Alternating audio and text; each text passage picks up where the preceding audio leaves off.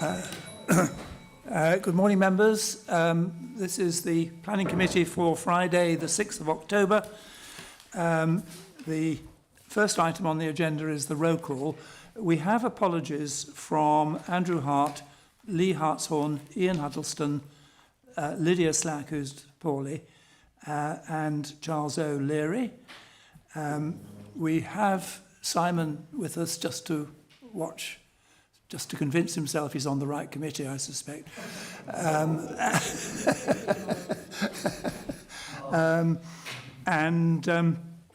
We have a new member with us, Lisa. Welcome, Lisa, who's going to be with us. And both Matt and Martin are now fully legitimised. You've been through the rights, and you're now entitled to full debate in the Planning Committee. Roll call, please. Thank you, Chair. Members, if you can confirm your attendance, and if you've got any declarations of interest, please. Councillor Brady. Well, I'm obviously here. Item 6, I've had a letter from the applicant requesting a site visit. Item 8 is a planning application from the National Park Authority in which we will all have an interest. Item 10 is a letter from neighbours objecting to the proposals, which has been circulated, been circulated to members. Item 13, we have a letter from, I've had a letter from one of the members of the Save Crestbrook organisation, which has been circulated to members at a very late hour last night. Items 7 and 10, it says on the list that it's Richard Mundy, but there's also another member of the firm called James Mundy. I don't know who's actually attending, but they are people who I have used a long time ago, so they are to that extent known to me, but obviously I've not discussed either of these applications with them. Other members? Councillor Buckler. Present, and the only interest is in item 8. Okay. Councillor Beer. Present and only interest as all other members. Councillor Chaplin. Present and interest in item 8, Planning Authority. Item 9, email from Kay Francis regarding the Uphill Wood Lane application, and an email from Tony Baxter for item 10. Councillor Hanley. Present and interest only as per other members. Councillor Murphy. Present and item 8. Councillor Potter. Present and item 8. Councillor Priestley. Present and as per what the chairman has read out, plus an email from Kay Francis regarding item 9. Councillor Richardson. Present and only item 8. I don't read emails out of principle. And Mr Smith. Present and items 8, 9 and 13 as described by the Chair. Thank you, Chair. Thank you very much. Next item is the minutes of the previous meeting. I've read through them. I'm happy to move them from the Chair. That's seconded. Any comments on the accuracy of the minutes? In that case, all those in favour of adopting the minutes? Anyone against? No, that's carried. Thank you. Item 3, urgent business. I think I'd like Brian just to catch us up on where we are with Mr Gove and his ministry. Okay, thank you. So we were pleased in the last couple of days to have received a letter from the Department for Levelling Up Housing and Communities, written to the CEO of the National Park Authority to say that the government is not now minded to designate the authority, which is great news for us. They're giving us space to continue our own performance improvement work. They recognise the improvement made in performance on what we class as non-major planning applications. So the majority of our workload. Over the 3 quarters up to the end of June, we were showing that our performance was over the 70% requirement of decisions made, either within 8 weeks or with an agreed extension of time. I can also mention that up to the end of September, so we haven't reported on this yet, but I have the data to show that that remains over 80%. So we now have a full year of data going back. Government look at the data over a 2-year rolling period, so that still captures some of the period where we were below the performance. So they're still keeping an eye on that and monitoring our performance, which is right. We're doing that as well.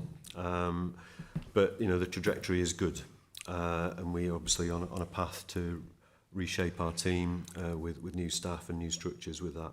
I should also mention that the data on the number of applications approved is also at 85%. So, you know, I think that's an important start to show that, you know, we're positive in the vast majority of cases and are looking for solutions through the planning process. We'll continue that performance path. We're going to be working with the Planning Advisory Service to keep going with that and actually get more of the permissions within 8 weeks, not just with extensions of time. But that's an important way actually of communicating with the agents and agreeing amendments sometimes. So, so that's that. Thank you, Chair. Ken, you wanted to speak? Thank you, Chair. Just really to, I hope, speak for members as well, to pass on congratulations to officers and all involved in improving the position and keeping government at bay. I think it's in the circumstances, it's really well done. So congratulations to all concerned. I think as well, Brian's comment about the 85% of approvals is, I've always said, it's something that we don't shout about. And I do think it's important that we somehow get it out to members of the public that the majority of our applications are dealt with positively, are approved, and those, hopefully, that aren't are done for good, cogent reasons. So it's congratulations both on keeping government at bay, but also on the approval rate. I'd be a little bit wary about the expression keeping government at bay, because there are people out here that would like to keep the National Park Authority at bay. And we mustn't exercise double standards. No.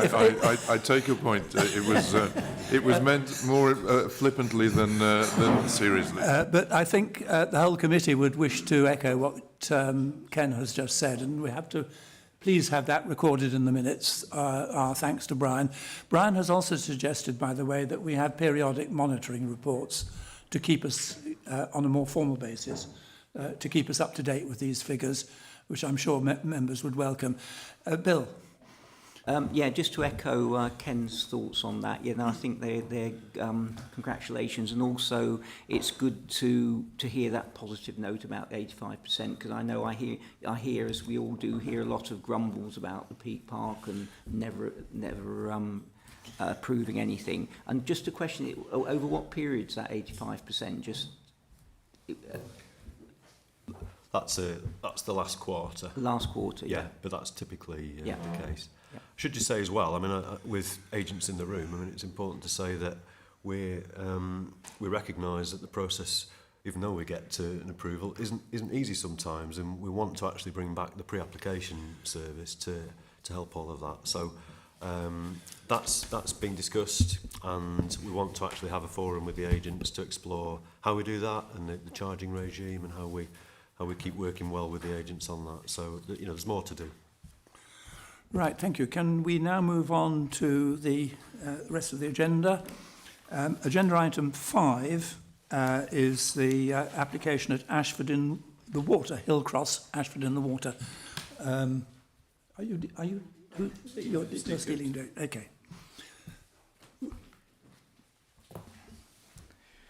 Yeah, thank you, Chair, and good morning, members. This is a full application for the conversion of a former garage workshop to form a single open market dwelling at Hillcross, Ashford in the Water. Key issues are the principal, potential impact on the building and the character and appearance of the conservation area, residential amenity and highway safety. So on the screen you can see the application site right at the top, hopefully, where the cursor is. It's located to the north of the village and on the north side and towards the bottom of Hill Cross, with a building forming part of the row of terrace properties. I think this might be made much clearer in the block plan here. The locality is wholly residential, with a typical vernacular predominantly being limestone and slate roofs. Access to the building is directly from Hill Cross, and the property is sited within the village conservation area. If we go to the images, the photo images, we can see the property. I'll just skip that. It's just an aerial view. We can see the property in its setting. So this is a junction between Greaves Lane and Hill Cross.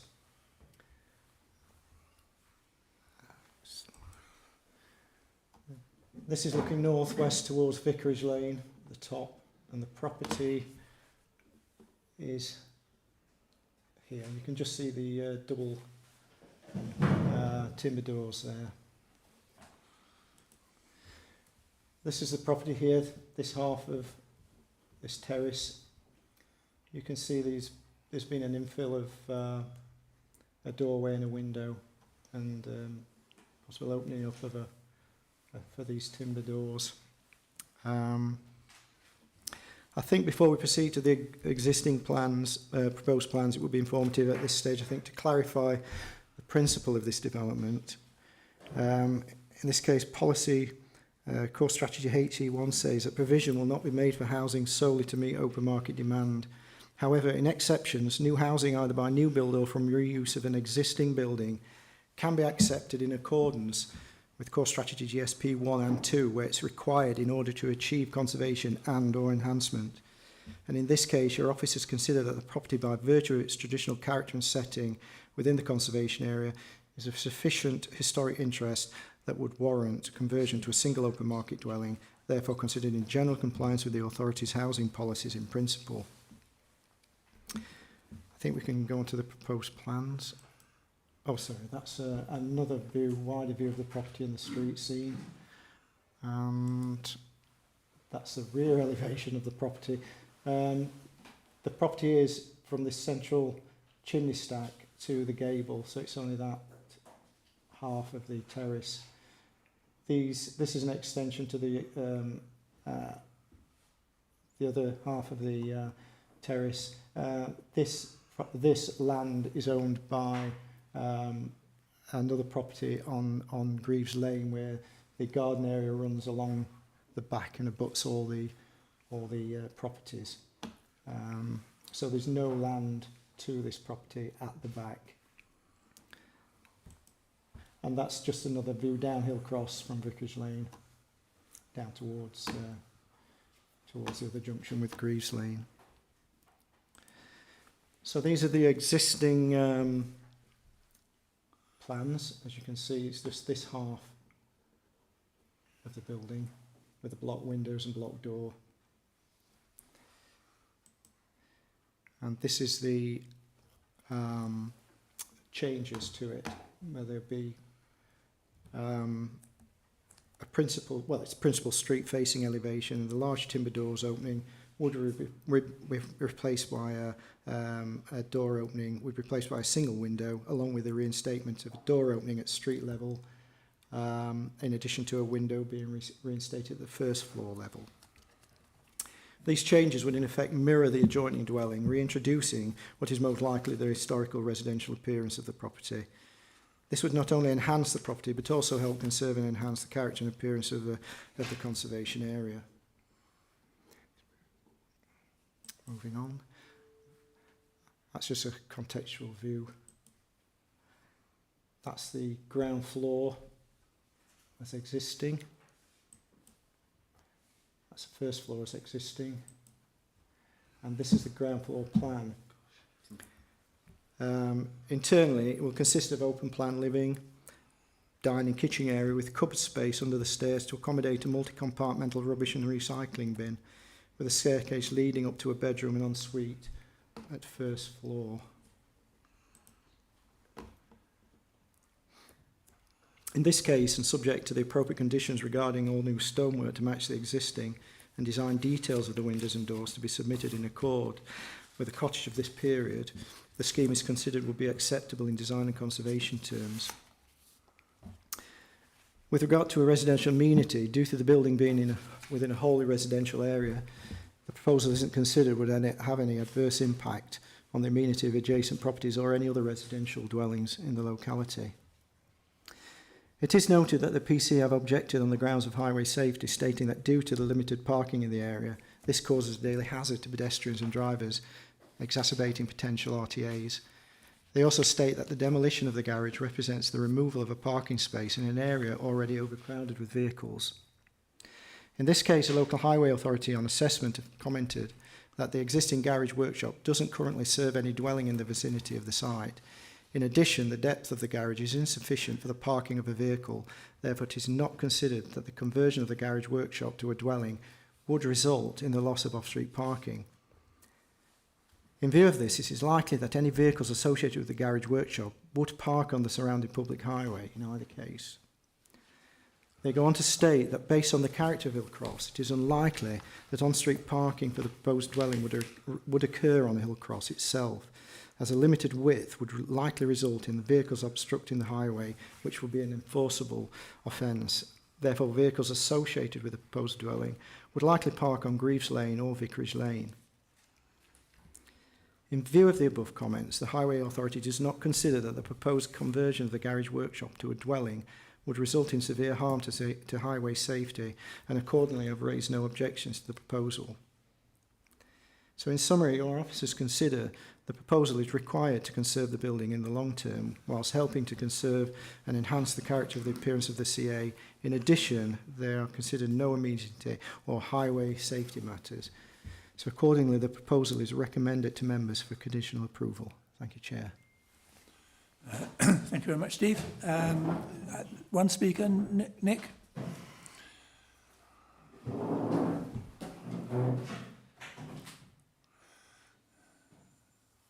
When you're ready. Just fighting with technology, 1 second. You need to fight with another. Yes, that's the one.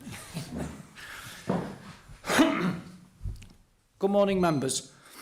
The officer's report before you recommends approval, which is great. Nonetheless, I wanted to take the opportunity to clarify how the officers and consultees had worked with me to arrive at this recommendation. The building in question is without doubt a great little vernacular building, its relative obscurity and simple form adding to its charm. It was agreed with the case officer that the building is a heritage asset worthy of a sustainable new use. The crux issue became that of parking. Highways were initially concerned that the garage workshop was associated with another dwelling on Hill Cross, and its conversion would remove a parking facility from that property, thus having a double impact by removing a facility from an existing property on Hill Cross and adding a new demand for the converted building. They initially objected on those grounds. However, following discussions, Highways accepted 2 critical points. It is a standalone property that generates its own parking demand, albeit very small at the moment, and therefore its conversion will not remove a facility from an existing property on Hill Cross.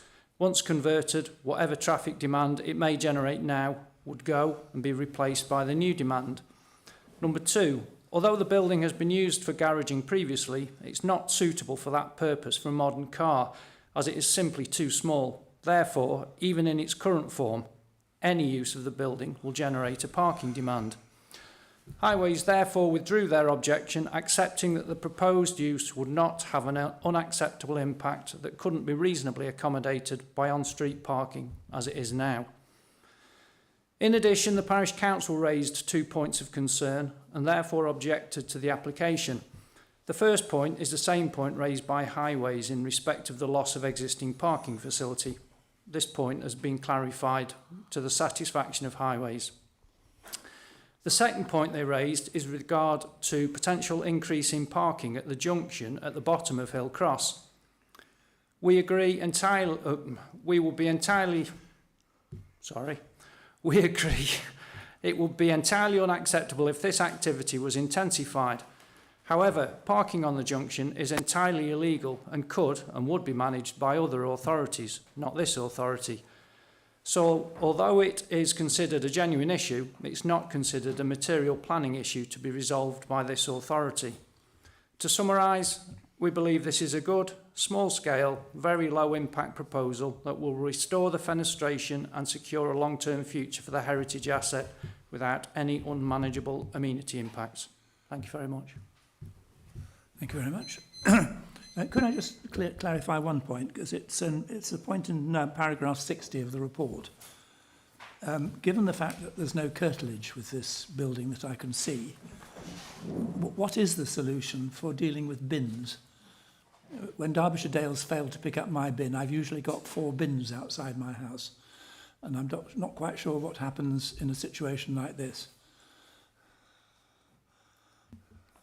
Well, I think it's like anywhere.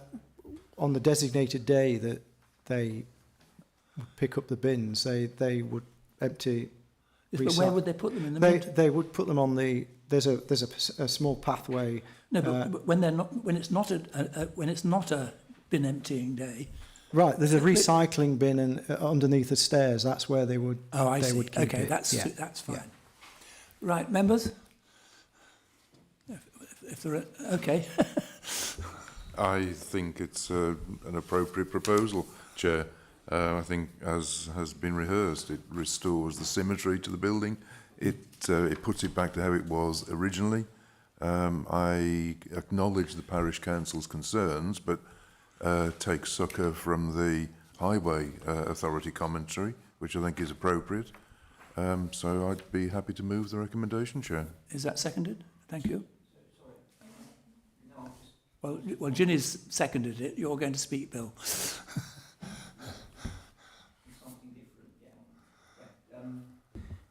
Yeah, no, I support the approval. Just a question, and you may be able to give a very good answer. This is a very small residential unit, which could quite easily be used as a holiday let, and it also could come in with the category of an affordable residential unit, whatever the word affordable means, but it's smaller, so it'd be less expensive than a bigger unit. Is that something that we could consider within conditions, or is that not possible? I mean, I think it's worth looking at, because this would, it looks to me like a holiday let or a very small starter home to me.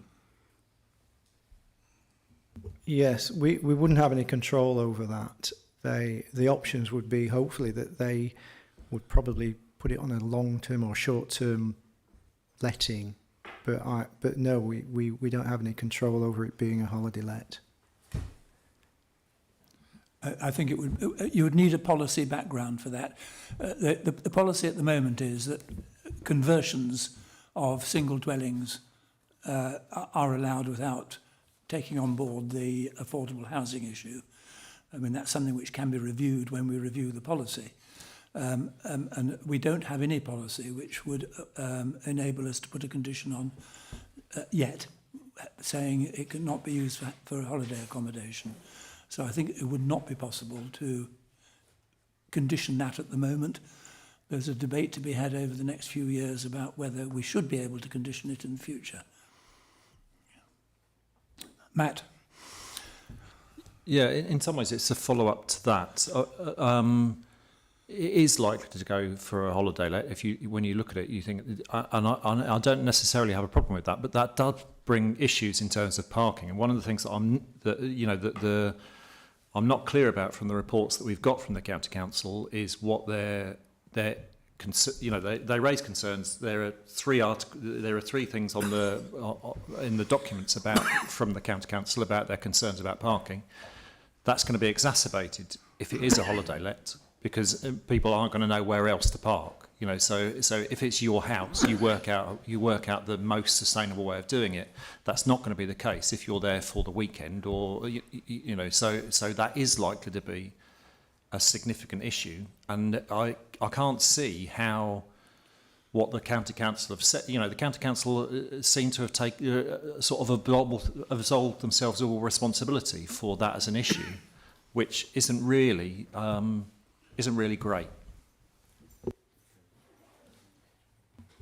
Yeah, I mean, typically, they obviously did express concern early in the process. They've been reassured by the change that's going. In effect, it's a neutral change. So it's saying that parking would have existed before, it's going to exist with the new scheme. That's their view. Typically, they only really object if there's a significant danger, in highway safety terms. And they're not saying there isn't in this case. So it hasn't got into that bracket of significance for the Highway Authority. I think actually, in my experience, if you go and stay in a holiday property that has no bespoke car parking, the owner will normally tell you where the best place to park is. I mean, and they'll do that from their own experience and having regard to the fact that they want people to come back to the house. So I'm not sure that that would necessarily be a big issue. I understand the point you're making, but we do not know how this property will be used. That's the problem. Right, members, any other members, anything? So we have it proposed and seconded. All those in favour? 9. Those against? Those abstaining? 1. Thank you. Agenda item 6, the Shepherd's Hut at Townend Lane Waterfall.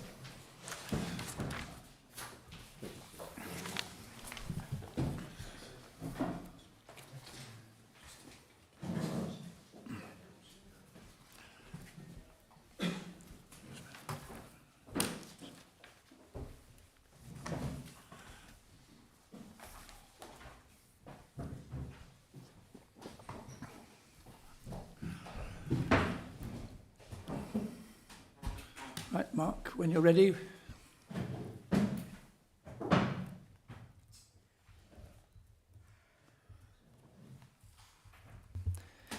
Thank you, Chair.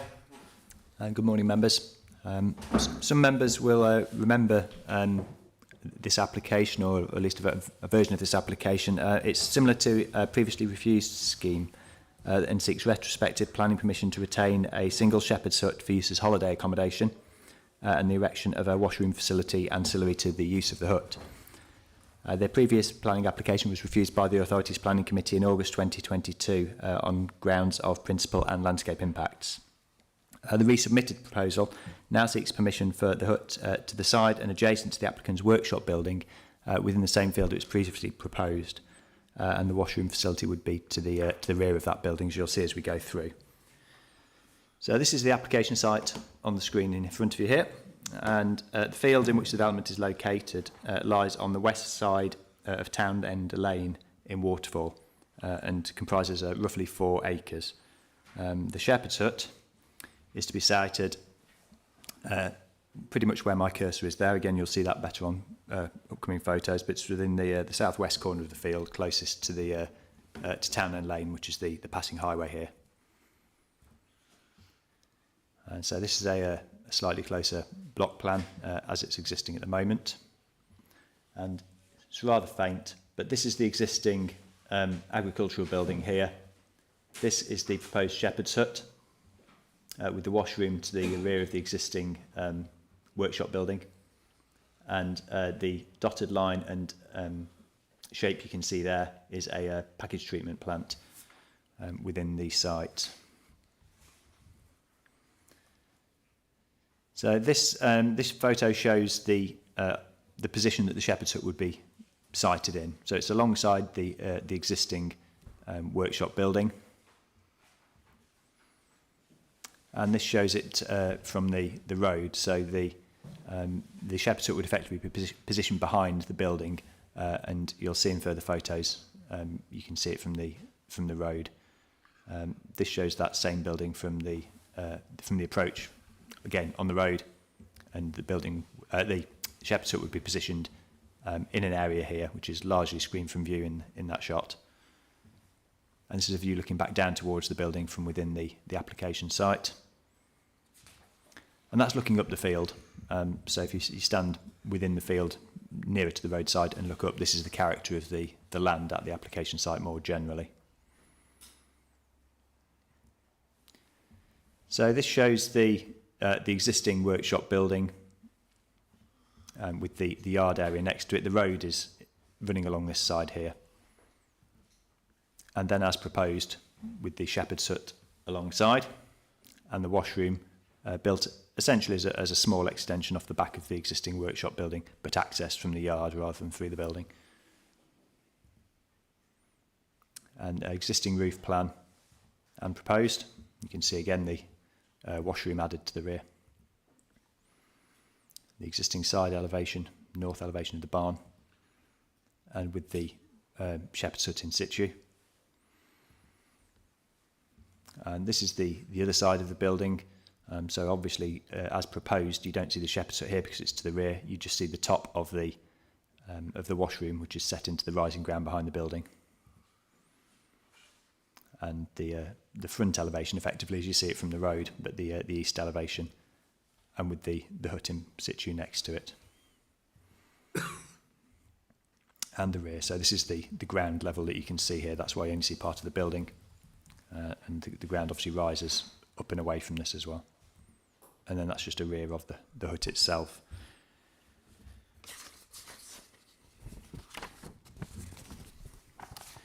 So moving on to the merits of the application.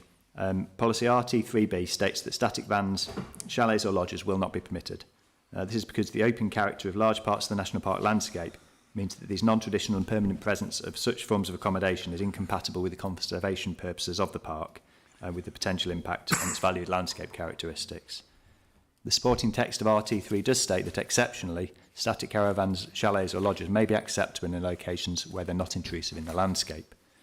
However, policy DMR1 frames those exceptions and specifically sets out the circumstances where accommodation comprising camping pods and shepherd's huts can be supported.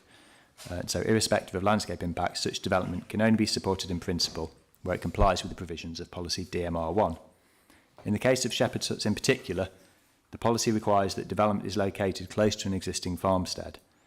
Further, the supporting text of this policy sets out that such development should be used to support farm diversification, and as such, it needs to be assessed against the requirements of policy DME2. DME2 addresses farm diversification. It's therefore explicit that shepherd's huts are only supported by policy in cases where they're supporting an existing agricultural business. DME2 states that development will be permitted if there's clear evidence that the new business will remain ancillary to the agricultural operation of a farm business, meaning that the new business is a subsidiary or secondary use or operation associated with an agricultural unit. So, based on the submitted details, the holding extends to around 8 acres, with half of that under the applicant's direct control and the other 4 acres let out to a farming tenant. The applicant has introduced a herd of 28 sheep onto the holding, with sheep fencing installed around the perimeter of the field. However, these sheep are kept by the tenant farmer on the land, and they're not owned or farmed by the applicant themselves. So whilst the applicant has an agricultural holding number for the site and states that the land has returned to agricultural use, they're not operating a farm business to which the proposed development would be ancillary or be a diversification of. As a result, the proposals are contrary to policy DME2 and its associated text, which specifically states that shepherd's huts can only be accepted in cases where they're supporting an existing agricultural business. In terms of the visual impacts, the washroom structure would be positioned to the rear gable of the workshop building and accessed from the existing hard standing at the side of the workshop. In this case, whilst neither the hut or the proposed washroom structure are considered reflective of more general building traditions, they follow a typical design for such structures. However, in addition to the principle conflicting with policy DMR1, the policy also requires development be well related to existing farmsteads so that the facilities of that farmstead can be utilised. Because this isn't well related to an existing farmstead, it has necessitated the new washroom facilities as well, so it's contrary to DMR1 in that regard too. In terms of the landscape impacts, the hut in particular would be viewed from the adjacent highway. Although it wouldn't appear isolated being related to the existing building, it would still be an incongruous structure that you wouldn't typically expect to see in that landscape. So there is a degree of landscape harm arising from that, albeit relatively localised. Had there been support in principle, and this development was resulting in a planning gain insofar as it was providing holiday accommodation in accordance with authorities' purposes, then that could be weighed against the landscape harm to some extent. However, here, because the development's unacceptable in principle, that landscape harm is unjustified and unmitigated by the proposals. And so, both on grounds of principle and landscape impact, the application is recommended for refusal. Thank you, Chair. Thank you, Mark. We've one speaker, which is the applicant, Mr. Newby.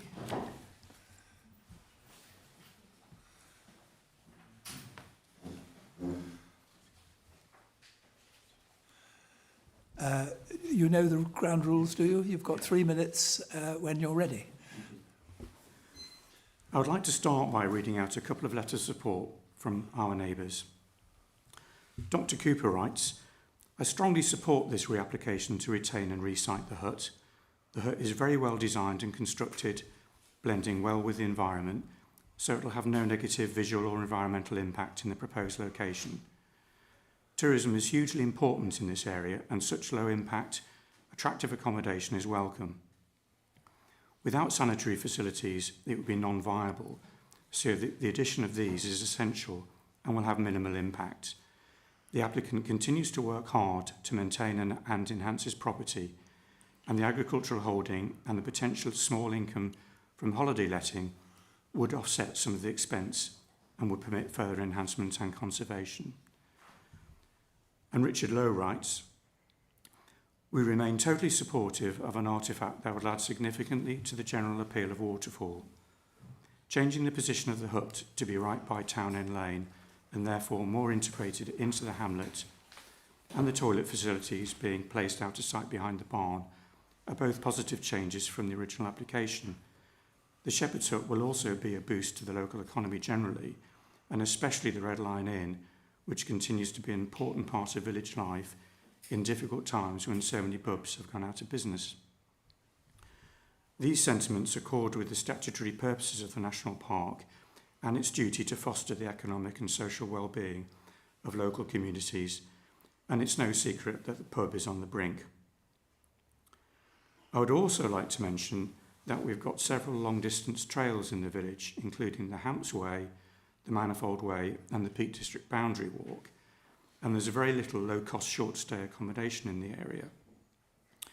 We might not be farming at scale, but surely the aim of policies DMR1 and DME2 is to help farmers conserve and enhance landscape character and biodiversity, and to help them sustain the viability and vitality of the landscape. We've put a lot of effort into repairing dry stone walls, tree planting, hedge laying, fencing, drainage and water supply, and invite members to come out and look at the site. And I'm sure you'd agree that we are better stewards than many neighbouring landowners, and that income from the hut would help us to continue to maintain and enhance the site. We therefore ask that you consider deferring a decision until you've made a site visit. Thank you. Right, thank you, members. This is partly a matter of landscape, but it's also a matter of policy principle, which Mark has outlined. Do members have any thoughts or contributions on this? No? Ken? Thank you, Chair. I, in part, compliment the applicant in keeping on trying, but I do think that Mark has outlined the policy issues which you referred to, Chair, and with the best will in the world, I don't see how we can ignore that policy, both principle and practically. And it's for that reason that I don't think I could support the application and would be minded to support the recommendation. But I'd be interested to hear what other members have to say. It partly stems, doesn't it, on what is actually meant by a farmstead. I meant actually to take time to look up the meaning of farmstead in the dictionary before I came out, but I forgot. This is clearly placed on a piece of agricultural land, and it's next to a barn, which would be normally part of a farmstead. What is a farmstead? Michael? Yes, remembering your comments from yesterday, I did look up the definition. Oh, right, okay. It does refer, a farmstead is the main part of the farm, or and it doesn't actually say a collection of buildings, but the assumption is that that's where most of the farm buildings are centred. Okay. So it would presumably include accommodation and probably other barns and outbuildings. Yeah. Whereas we're presented here, which is why I'm leaning towards Ken's position. We're presented with one building, and then you'd have a shepherd's hut next to it, and that doesn't seem to me to be a farmstead to all intents and purposes. If we're going to allow this kind of development, I think we have to have a change of policy first. I think that needs to be considered. I think, bearing in mind the debates we had at the last meeting and this application, I think there are policy issues that we've got to discuss. Any other members got any thoughts on this? Matt? I have concerns about the policy too. I think isn't DME 2, doesn't it say that it's not to do with the farmstead, it's to do with the farm business, which I think makes the case for this less supportable, but actually requires. I don't think that's an acceptable. I think that we need to be looking at that policy because I think that this is this is actually a really good application in a really good location, which is actually doing what we want to do, but the policy stops us from doing it, and that's a problem with the policy. That's not a problem with the application. Right. Any other members? I haven't got a motion of any sort yet. Michael? I'll propose that we go with the officer recommendation. Okay. Yeah. Is that seconded? Okay. If nobody else has got anything to say, all those in favour of refusal on the ground set out? Anyone against? Are you against, Kath? Yeah, okay. Two against. And any abstentions? No, okay.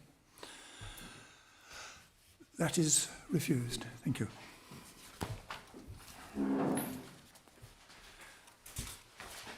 Right. The next application is agenda item 7, Winfield Home Lane, Bakewell. This is you again, Mark. It is, that's right, Chair. Yes, this application is for alterations and extensions to Winfield, which is a residential property on Home Lane in Bakewell. And you can see the location plan here. And so members will be reasonably familiar with the site, I expect, which is not too far from the offices here. So the road comes back and connects to the A619 just south of our offices here. Whilst we're on this site, I'll point out some of the other buildings. So obviously the application property is the one outlined in red here. It's a semi-detached property with the other half to the west here. The barn that you can see, well, the building you can see here is a barn. That's Grade 2 listed. And the two buildings to the north side of the road here are also listed properties as well. So this shows the property in a little more detail.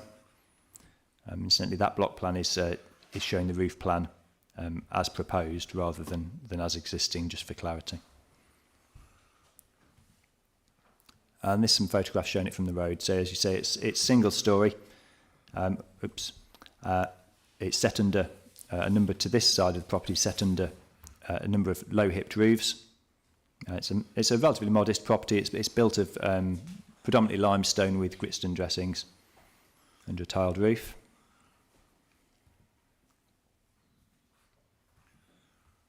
It's a slightly a closer line. You can see the extent of the property in question with the boundary fence there showing where the neighbouring property begins. And this is taken from the neighbour's side. So again, you can see the neighbour's half of the property here with the application property to that side. So the design of the two halves of the property are relatively similar in terms of they all remain single storey and under a hipped roof.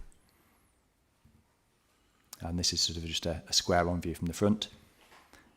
To the rear, the property does have a couple of modest gabled elements here, one of which is a conservatory extension here, which is proposed to be replaced by a more solid garden room extension. And this is a view slightly closer. Again, you can see the neighbouring fence there, and the neighbour's property continues to that side. A view from further back. These are slightly blurred, apologies for that. And the conservatory again. And this is the east gable, essentially, of the property. This would be extended off as well, as you'll see in the plans in a moment. And a view along Home Lane towards the property in the background. So this shows the floor plans of the existing building, entirely single storey, with the conservatory that you just saw to the rear there. The road is down at the bottom of the slide as you look at that, and a roof plan. So you can see there's a number of roof junctions as it stands at the moment, all hipped to the road facing side, with, as I mentioned, the two relatively narrow gables to the rear, and the rear elevation showing the conservatory set against one of those gables. East elevation and the existing roadside elevation. And that's a section through, because obviously it's attached to the neighbouring property, so you don't see the full elevation of the application dwelling from this side. Sorry, Mark, could you just go back to the last picture and explain the boundary between the two properties? On this picture? Yeah. No, the previous one, the one where the existing front. So that's where you can see the dotted line running down here. Absolutely, yeah. So everything to this side is the application property, and this is the neighbouring property extending out and beyond the slide. Clearly, that property extends further. It isn't shown in full there. And this is the proposed ground floor plan. So the conservatory at the back here is replaced by the garden room. This is all new extension to the side here. It's single storey. And part of the front wall of the property here is brought forward to align with the rest of the building, and you'll see the impact of that in the elevations when we get to those. The reason for the changes at the front of the building here is to facilitate the addition of a stair and a first floor, which you can see here. So that it's to add a bedroom at first floor, where currently there's only a single storey to the building. So this is the impact at the rear. This is the new garden room extension here as you look at it. And the existing two smaller gables that you can see there are combined into one, which gives a ridge height which exceeds that of the parent building and introduces this larger gable to the rear. And this shows the side elevation. So this is the replacement of the conservatory. This is the new side extension, which remains under a hipped roof, and this is the new gabled form that you arrive at, running that's perpendicular to the roofs of the building. And this is the front as proposed. So again, because of the proposals to introduce the stair in the first floor bedroom, the ridge height is increased above that of the existing dwelling, and in order to accommodate the stair and the bedroom, the hipped roof is changed for this front-facing gabled form. I should state that what this looks like a full gable, the line that you can see here is not a break in the wall, that's a drain pipe. So this is all flush from there across to here, and then it does step back for the side extension there. So in terms of the merits of the proposal, this is the section with which officers have raised concern, and it's the reason the application is recommended for refusal. The introduction of a forward-facing gable on an otherwise hipped frontage is considered to be out of keeping with the parent building. The ridge height is raised above that of the existing, which doesn't remain subordinate and subservient to the main dwelling, as design guidance advocates. And it changes the character of the building and introduces this dominant front-facing gable, which is, as I say, out of keeping with the design of the parent building, and as a result, it results in harm to its character and appearance, and as a result also to that of the conservation area within which the building sits. And it's for this reason that the application is recommended for refusal, Chair. Thank you. Thank you very much. I've one speaker. Jim, we have you down as your father. Sue, would you like to come and... You know the ground rules.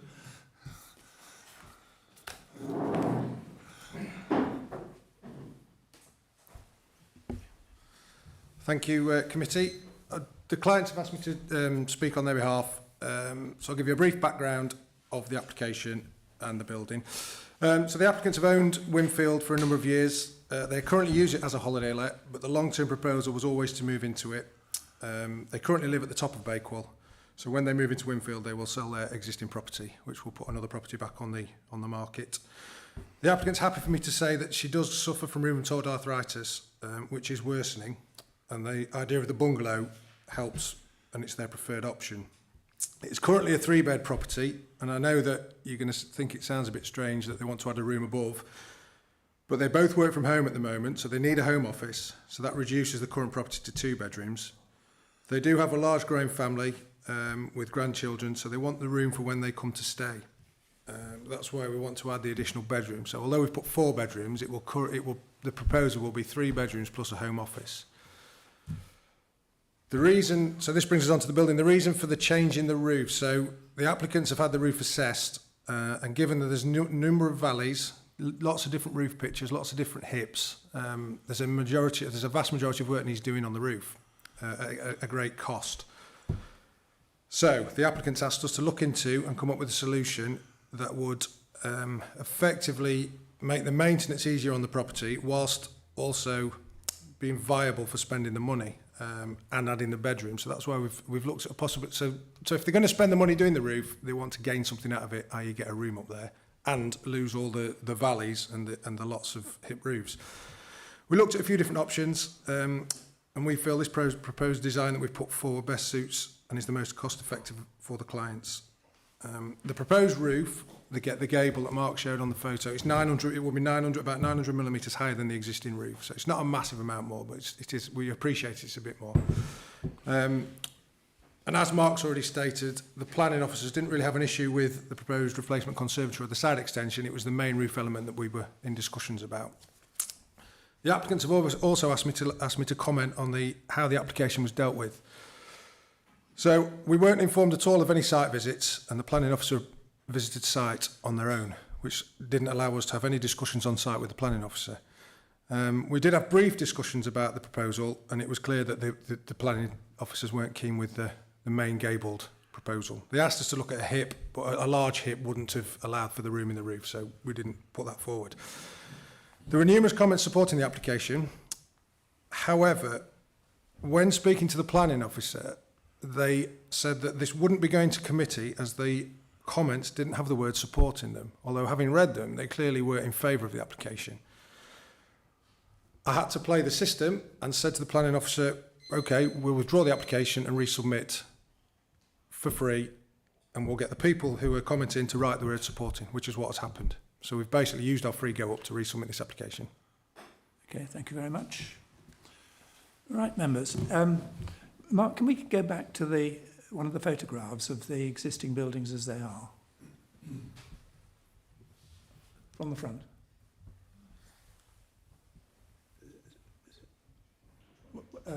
One where we can... I think you have a better one further back. That's the first one. Is it? No. That'll do. That'll do. So, can you just sort of describe a little bit better, using your finger or whatever, exactly what's going to happen there? So as you look at it here,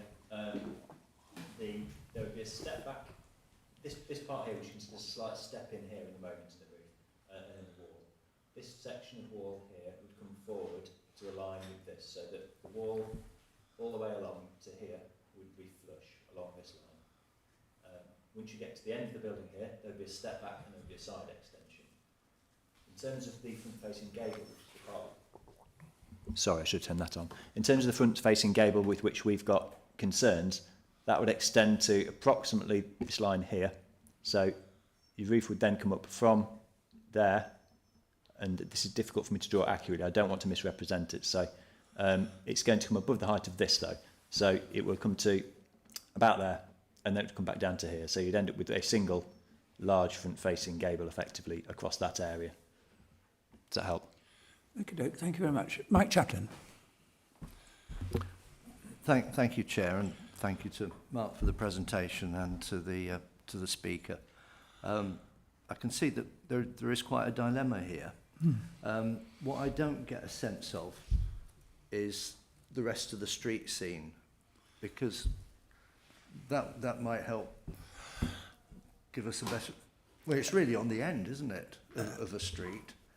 There's then very the little. house. Sorry, I was going to say, Mark, there's very little of the development to this side of the road. You follow around to Lumford beyond there, but as you approach, these properties, other than the barn, are on their road to this side of the road. Yeah. Mike, can I just say to you, I absolutely agree with you. I happen to know this road very well. I used to walk to the National Park Authority along it. But actually, if members don't know it, I think seeing this particular plan in its context on the ground might actually be helpful, if that's what your concern is. Yeah. So should we defer it for a site visit? visit? I think it might be helpful. But it would. I think what would also help, Chair, is to know whether officers have got in mind a plan that would pretty much recreate the same space in an acceptable way. The park, because I think by negotiation we should be able to get to a point where we can agree. These design issues are always difficult, and it is an important corner of the conservation area, this, and I do think we need to get it right. Have any other members got any thoughts on it? Ginny? Yes, thank you. I just had a thought about the height of the chimney, which looks as though it's a jointly owned chimney or jointly used chimney. And by raising the apex that high, it looks as though it would affect the chimney. To me, it would affect the draw from the chimney for the neighbouring property. So it's just a point to bear in mind. But I welcome what Mike says and would like this deferred, please. I'm going to formally move that we defer for a site visit. Is everybody... Okay, thank you. Anybody got any views on that? In that case, all those in favour of deferring? Anyone against? No, that's carried unanimously. Thank you very much.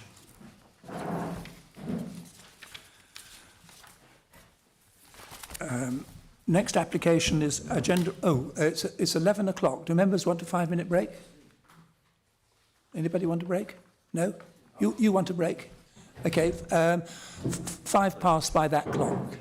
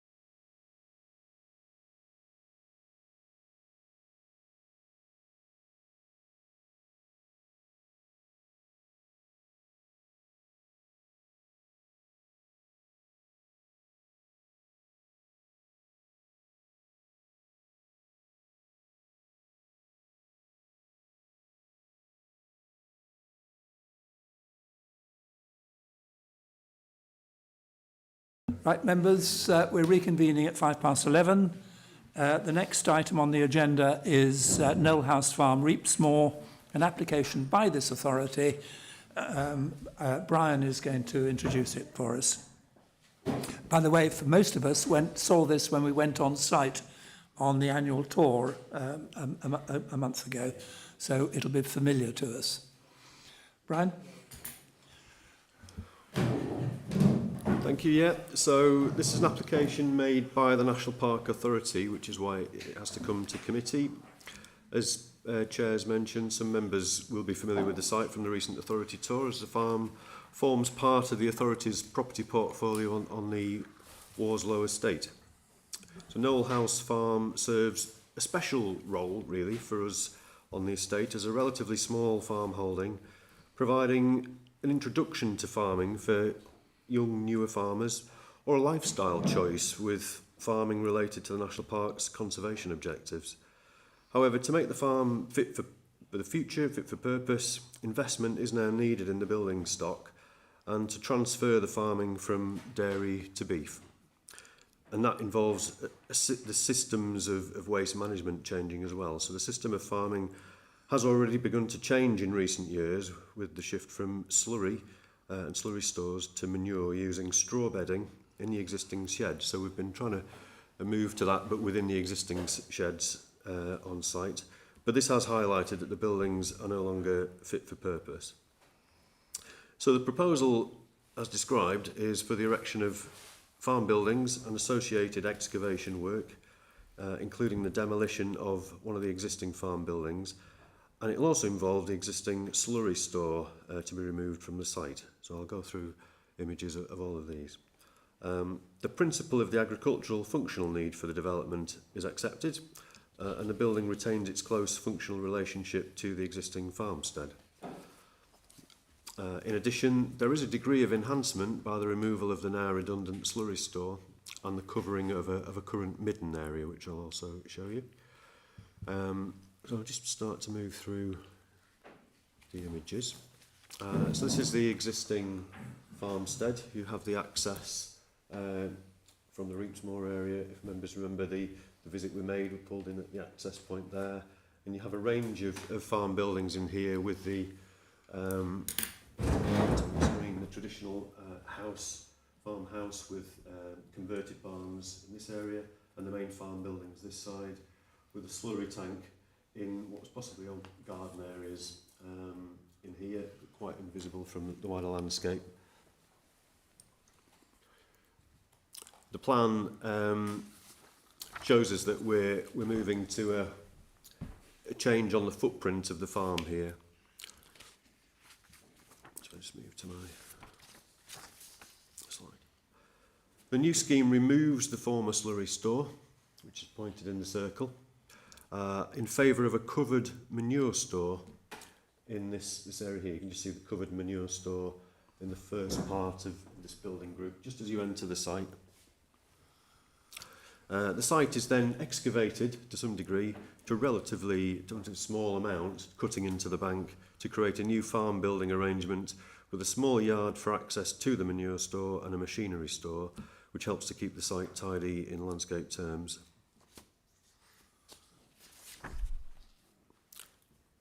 Just move through some images. So this is an existing farm building which was used for the dairy purpose. This building right here, the block building, will be demolished. The building behind is retained. You can see the fabric of that building there. So again, this is the block building to be removed, and we'll be cutting into the banking behind that. So this will create the shape of the new building into this bank here.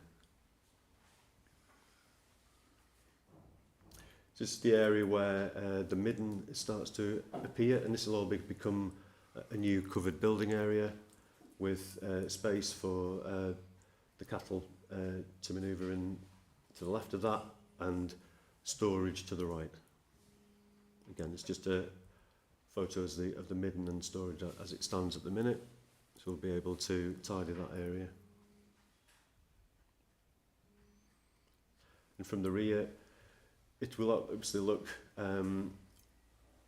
slightly different because we'll have the cut into this bit of bank, but we'll have a long range of buildings now, but we will tidy the view there. We'll be removing the bales and the tank. So again, from the other side, this view will be the same, obviously extending further away from this. This is just an image to show, you know, the extent of the bank, some degree of cutting in of this banking here.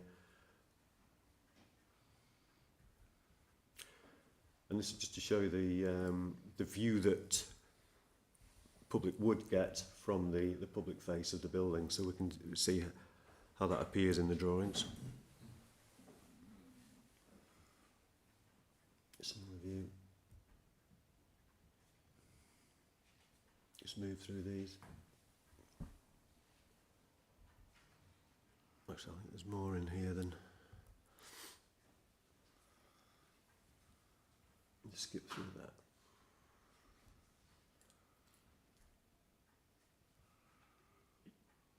Some of the roadside trees, which already kind of masks the sighting of the building that will appear.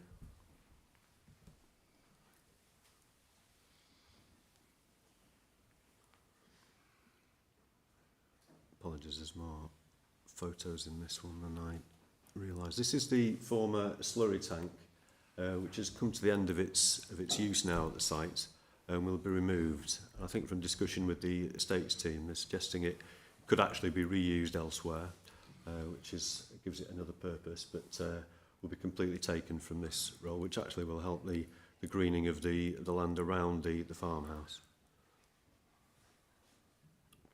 So finally getting into the plans.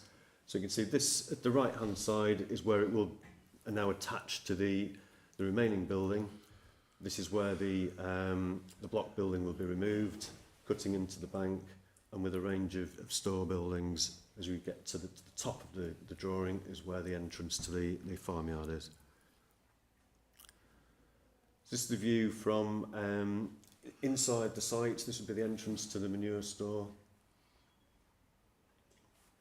The rear side, which would be behind the excavated bank.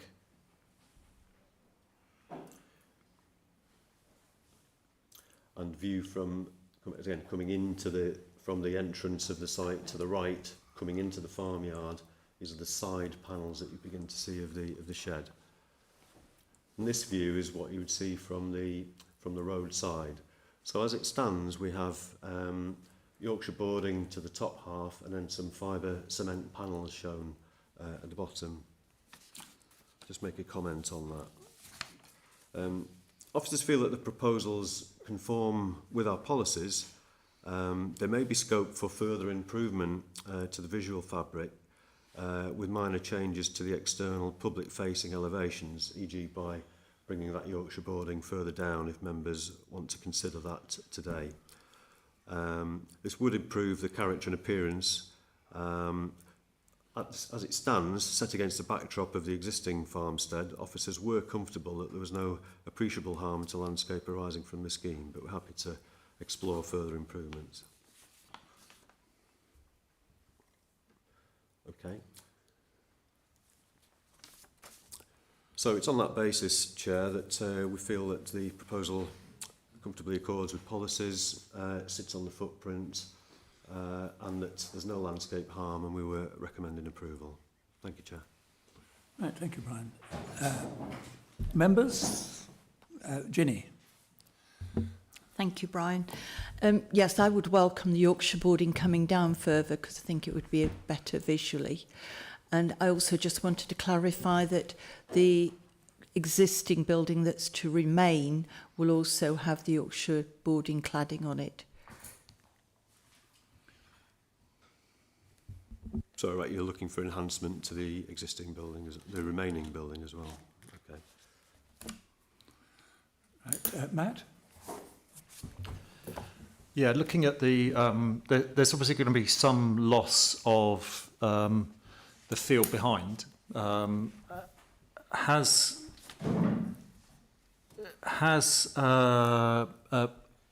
a biodiversity assessment been done of that? So I recognise, I see that there's a protected species form, but has there been, you know, either a small site assessment or a BNG metric done for this to show what the impact is on in terms of biodiversity? No, it hasn't of that. I'm aware that the excavated material was seen to be well, certainly the removal of that was going to be reused elsewhere on the Worslow estate, I believe, so part of bunding and fabric improvement. I think the pump farm development as part of pond and restoration there. So in that sense, there's a wider estate benefit been thought about, but I don't think there was a detailed biodiversity exploration of just that fringe of excavated bank. Because under the NPPF, there's got to be no measurable, you know, we're at least at the point where there's no measurable loss, and so there should be a metric done for all applications to show that there is no measurable loss, and that should, you know, you would think that for an application that the National Park has put in, that would definitely be the case. Yeah, certainly where we're preparing guidance on that. Obviously, the BNG requirement for metric-based policies isn't in place yet. The guidance isn't with us. And the requirement to have a biodiversity net gain was due to come in from November, and the government are pushing that back into the new year now. So apart from the general duty to enhance biodiversity, which we do look at in every case, the metric approach isn't with us yet. Well, picking up that point, where is the enhancement in this particular case? Well, minimal to biodiversity. Obviously, it's predominantly in landscape terms. So we're improving the fabric of the building group. Okay. Well, actually, I've got a number of other speakers. I've got Mike Chaplin next. Thank you, Chair. And thanks for this presentation, Brian. I also thought there was a gain to biodiversity by removing that slurry pit and restoring the land there. That was part of the enhancement that was explained to us on for those of us who were able to go on the annual tour. I welcome this. I'm happy to propose this with Ginny's amendment that we improve the remaining outbuilding, that we make some enhancement to that as well. Thank you very much. I've got Ken Richardson next. My question has just been answered. That slurry can be turned back to more productive greenery, as it were. Okay, thank you. I've got Ken Smith next. And my point, Mike made my point, which was about your issue about enhancement. I mean, removal of the slurry store, open to air, ammonia and the rest of it, to a covered manure store to reduce runoff, and the rest of it is enhancement, I would suggest, Chair. I mean, I think Matt's point was about biodiversity. Oh, absolutely. Yeah. Yeah, but in terms of ammonia output from an open slurry store and potential for an open manure store to have runoff that is impactful, we're removing the slurry store, we provide a covered manure store.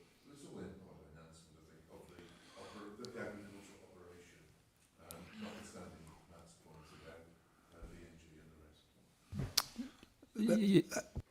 Sorry, do you want to come back on that? Well, I have a proposal. Have I got a seconder for Mike's proposal? Ginny, thank you. Anybody else wish to contribute to the debate? Right, Matt? Yeah, I'd like to make an amendment if that's possible. Okay. To add in that, subject to that there should be a no net loss of biodiversity, which will require a small sites metric. Can we do that on the back of our existing policies?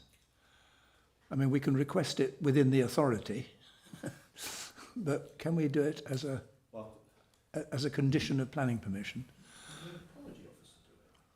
It has to be justified in the context of the policy. I suppose it depends if that would change the scheme fundamentally. You know, if you were doing that in a way that would change had actually said it wasn't appropriate to construct the building. But I think in terms of the process that we've already gone through in the planning process, that we haven't had any objections from ecologists on that basis.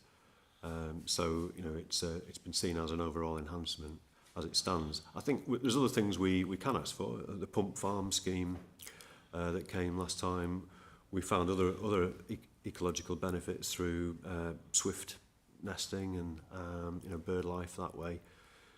So we could look to incorporate bird boxes and other bird mitigation that way.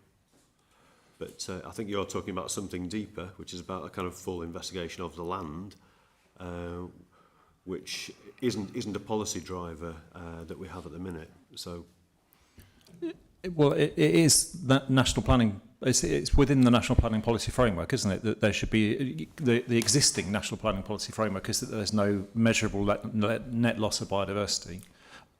All the other local planning authorities in the county, in Derbyshire, require metrics to be undertaken in order to ensure that there is no net loss of biodiversity. And it just seems strange that on a national park, in the national park, on an application that the National Park Authority is putting in place, we're not asking for that. And that might not be within our policies, but that is within the national planning policy framework. All I can say is that, you know, we've got our own specialist ecologists that, you know, that other planning authorities don't have. You know, they would call on the wildlife trusts to do that. So we've had that opinion from the ecologists, and that hasn't been raised, you know, as a significant concern. So you're right. I mean, that is the policy context surrounding us. But all I'm saying is that we're not applying a metric-based approach. Chair, if I may, I think Matt makes a good point, and I think that it's a National Park Authority application, and I think we should be demonstrating that we are doing perhaps sometimes a little bit more than we might anticipate from others, whatever. Is it possible that if we are minded to approve this application, that it is subject to confirming from our ecologists that either on this site or elsewhere on Worslow Moors Estate, that the overall impact of this development is not negative in biodiversity terms? Would that be an acceptable way forward? It's not quite what he's asking for, but... No, that is what I'm asking for. Yeah, it is what Matt... That's what I thought exactly Matt was what I'm asking for. for. But it needs to be measurable, and the mechanism for ensuring that it's measurable that's my point. is the BNG metric, and you know, it doesn't matter how big. There is a small sites metric. It shouldn't take a huge amount of time to do it. Mm. It's quite a big subject, this, actually. I think... what? And it does come back, amongst other things, to policy.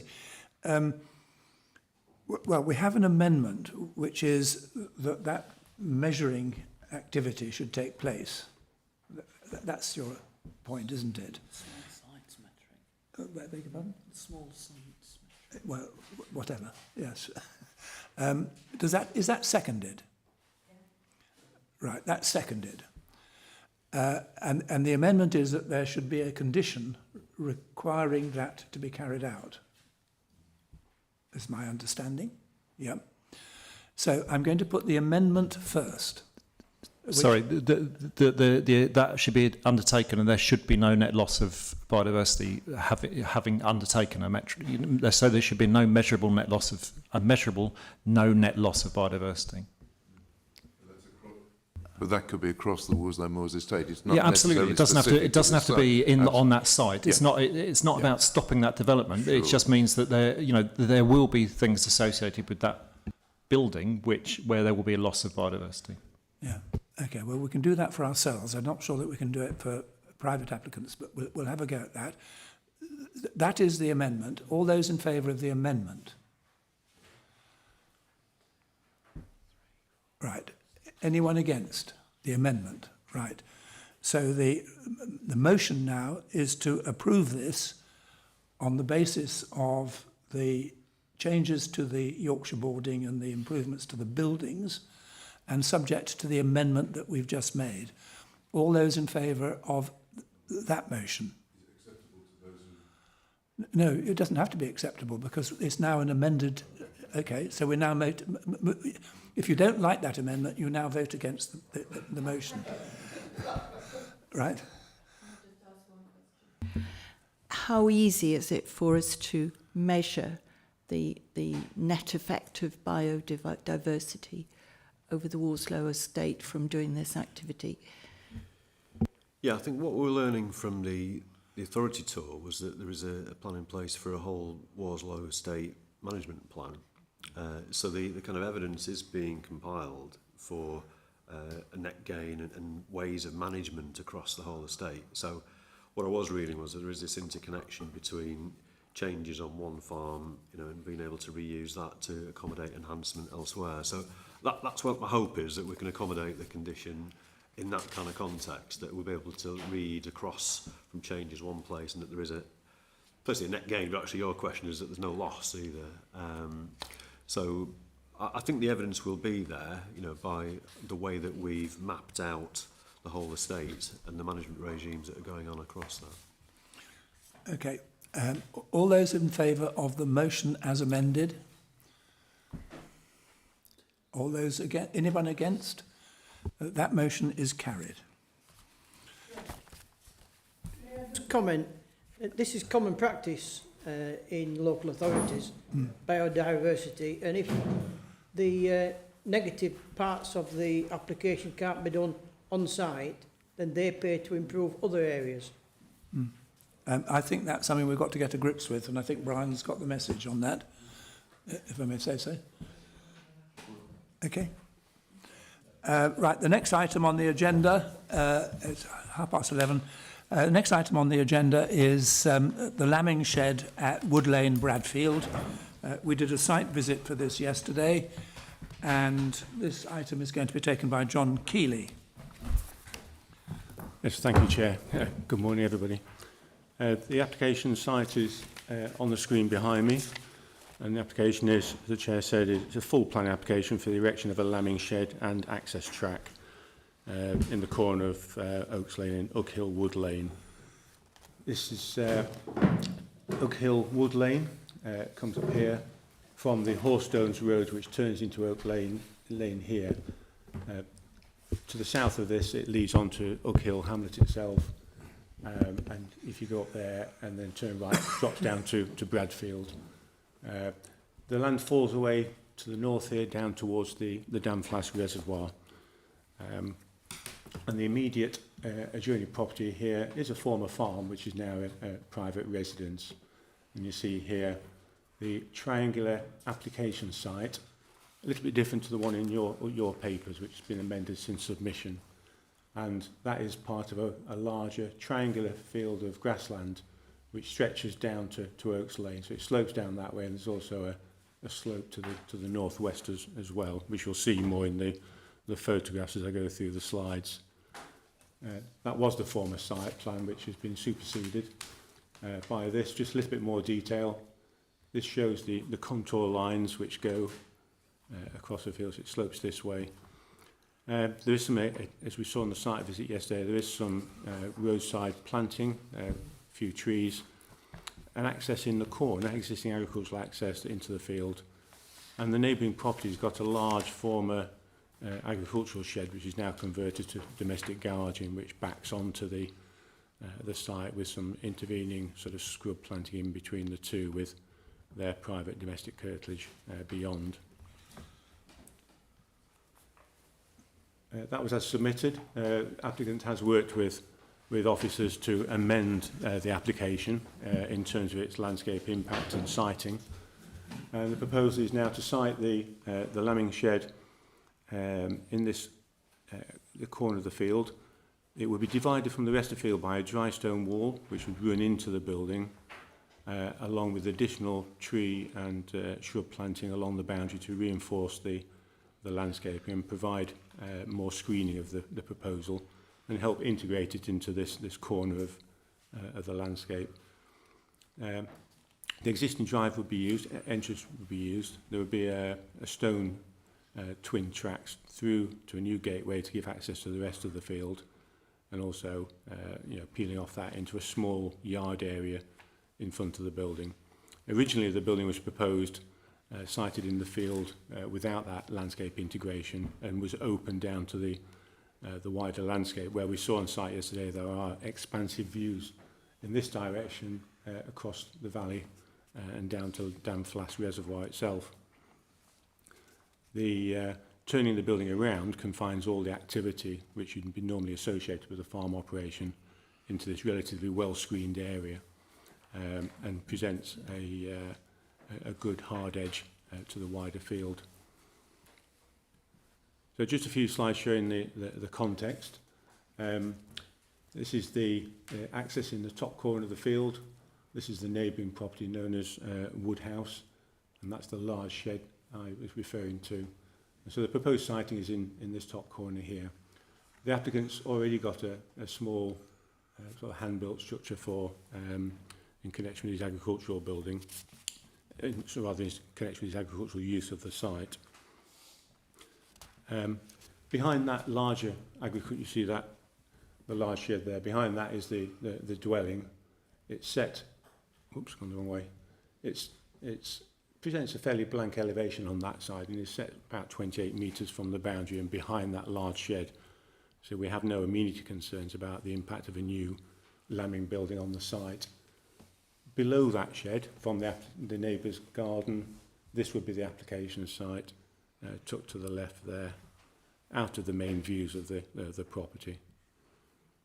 And then from the lane, looking over the site, so there would be a new wall from this corner here across the field to a tree which is on just out of shot here. And this existing structure will be removed as part of the proposals. That's the structure. And as you pan around the site, this was taken more in high summer with the trees in full leaf. You can see more of the slope of the land and Damflass in the background there. And again, a view further down the neighbour's garden looking back. So the new wall would go from this corner across to this tree there, with the building sat behind that other building, largely from their point of view.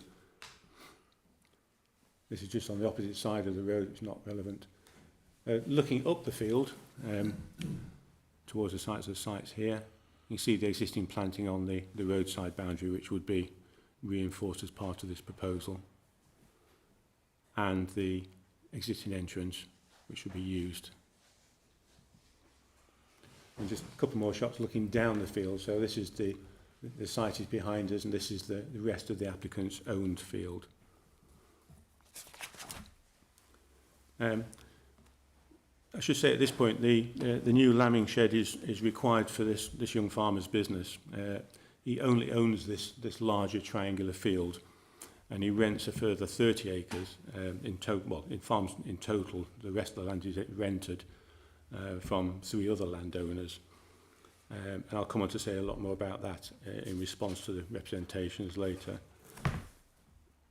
But this is the existing view looking across. That's the neighbour's shed and the slope of the land as existing, then as proposed. So the shed would be a mono pitch building. You can see there the base walls would be clad in stone over the concrete, and the upper walls would be timber slatting, and the stone wall would be contiguous with this back wall, such that you would have a continuous stone boundary there with the shed sticking out above it. You'll see in the next slides. Yeah, I should also say that you can see here, because of the lie of the land, there would be some cutting in to create this small yard area which would be screened and sat down below the ground level at that point. And that would be faced with stone, small retaining walls. And any excavated material would be used to either level the overall land because it slopes in 2 dimensions, and any excess not required would be removed off-site. And you'll see there's a suggested condition to cover the details of that. This would be the elevation that faces up towards the access, i.e. away from the wider landscape views. Slatted gates, a larger entrance to get in. And this would be the only entrance. This would look out onto that screened yard. And this would be the view looking up the field from the wider landscape. The proposed new walling running into the back of the building, timber cladding, which would weather to a silvery grey colour, and then the roof shallow dark green, which would be seen against partly the backdrop of trees. And the view from the neighbour's property, and then the view, the way filtered view through the trees. I'll just go back to the site plan. So in summary, the proposed lambing shed is required for an existing small farming business operated by this young farmer. It would be the only building on his own land, and this is the only land owned by the farmer. It's been carefully sited, worked with the agent to provide the walling and additional planting to ensure the landscape impact is minimal or minimised, and therefore to accord with our policy DME 1 for new farm buildings. You'll notice that there's been a lot of representations and objections from the parish council about the applicant's where he lives and his access to other buildings and the security of his rented land. As you'd expect, we've investigated this, and whilst it is clear that he has had access to the other buildings in the past and may or may not have in the future, these are not owned by him, and he has no security therefore over those buildings or any control over what the owners may or may not do with those buildings. To run his business, he needs a building, and we are satisfied that he's got a functional agricultural need for a building of this size. I do appreciate that there is the potential for the block of current rented land that he currently has access to in relation to one of the farms may not be available in the future, although he's confident that it would be. Even if it wasn't, I'm still satisfied that on the remaining land he would have a functional need for a small building of this scale in connection with lambing, the farming equipment and feedstuffs and everything else necessary to run a small business of this type. So given that need, the acceptable design and the siting, which accords with our policies now for new buildings, officers have recommended approval of the application, Chair. Thank you. Thank you very much. The applicant and his agent are with us in case we have any questions, but didn't meet their deadline for speaking, so I think we'll proceed without any contribution from them at this stage. Members, I mean, historically we've always been very encouraging of young people trying to get onto the farming ladder. This is one such application, but there are concerns that are expressed in the report as well as support in the report. So, Bill. We visited a site yesterday, and I think a good solution's been found through discussions between the planning officer and the applicants and the agents, including orientation, walling, location and planting to soften the effect. And it's part of a collection of buildings, would make part of a collection of buildings in the rural landscape.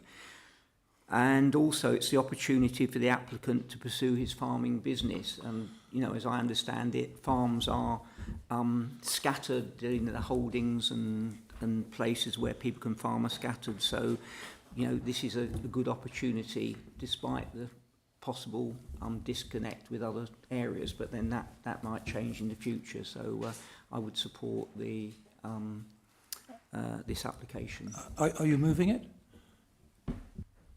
Are you moving it for approval? Yes. Yes, okay. Ginny? Yes, I support this application. To me, there's a very clear agricultural need, and I think there's been a lot of care taken about the landscaping. The only thing I would ask is that you mentioned the roof being dark green. I think we should consider whether the walls should be dark green as well. Well, it's going to be Yorkshire boarding, which will go grey, won't it? I thought you were saying it was grey Yorkshire boarding. It is natural timber, which it'll be a tannalised timber, it weathers to a sort of silver grey, which looks very well in relation to the walling and gives a fairly soft pastel, low-key impact visually in the landscape. So that's acceptable. If it was in another location, yes, you're absolutely right. We would look at having the dark green cladding, but if it was a fibre cement or a metal cladding on the side, but it's not here. It needs to be for ventilation. Thank you. Thanks. In that case, I'd like to second it. Mike Chaplin. Thanks to Ginny and to Bill for doing that. I shall also be supporting this recommendation. We're dealing with a farmed landscape here, and I do find it a bit disappointing that there have been so many objections when this is a farming area, and we should be encouraging young farmers to develop the business, because we know at the other end people are retiring, and the average age of farmers, I think one of the last conversations I had with David Chapman, I think he said that was going up. It's in the 60s. So all power to this young man. Thank you. Yeah. Any other members? I have it proposed and seconded. All those in favour? Anyone against? One against. That is permitted. I'm sorry you've come such a very long way for such a very short debate, but you're probably rather relieved. Anyway.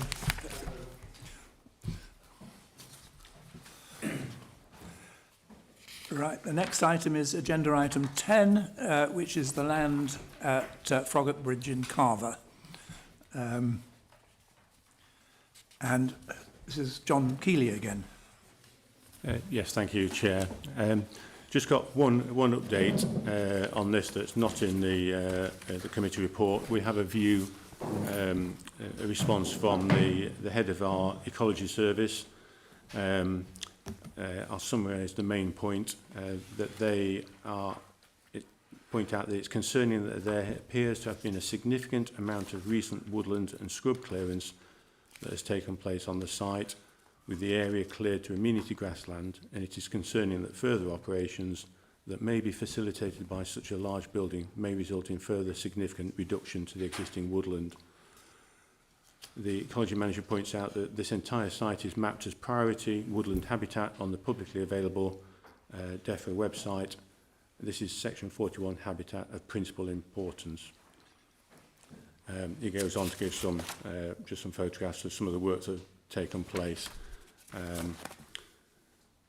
The application site, as the Chair said, is a new forestry building on this land, which is situated between the A625 road up the Froggatt Edge, known locally road. This is the village of Froggatt. You've got Carver New Bridge here, and down here you come to the village of Carver itself. You've got a small stream here, Stoke Brook I think it's called, that runs through to the River Derwent, which runs this way. So the land is sandwiched between the River Derwent and the Derwent Valley Heritage Trail, which comes down here, and the A625 road, which climbs. Previously covered in woodland, the applicant has carried out some tree and shrub clearance of the central area here, and he pointed out on site yesterday that there was also a rubble which was on the site from previous use by, I think he said, the Highway Authority, and historically from Carver Mill many years ago. Some of that material in levelling the site has been pushed down there. We saw there was a fairly sharp bank here, and there's some sharp banking that's been created in this area. But you'll see in the photographs the character of the site.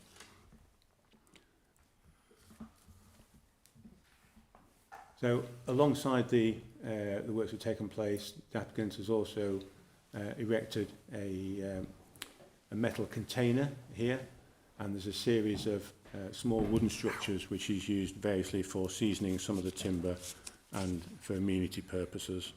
And again, we'll see those in the photographs.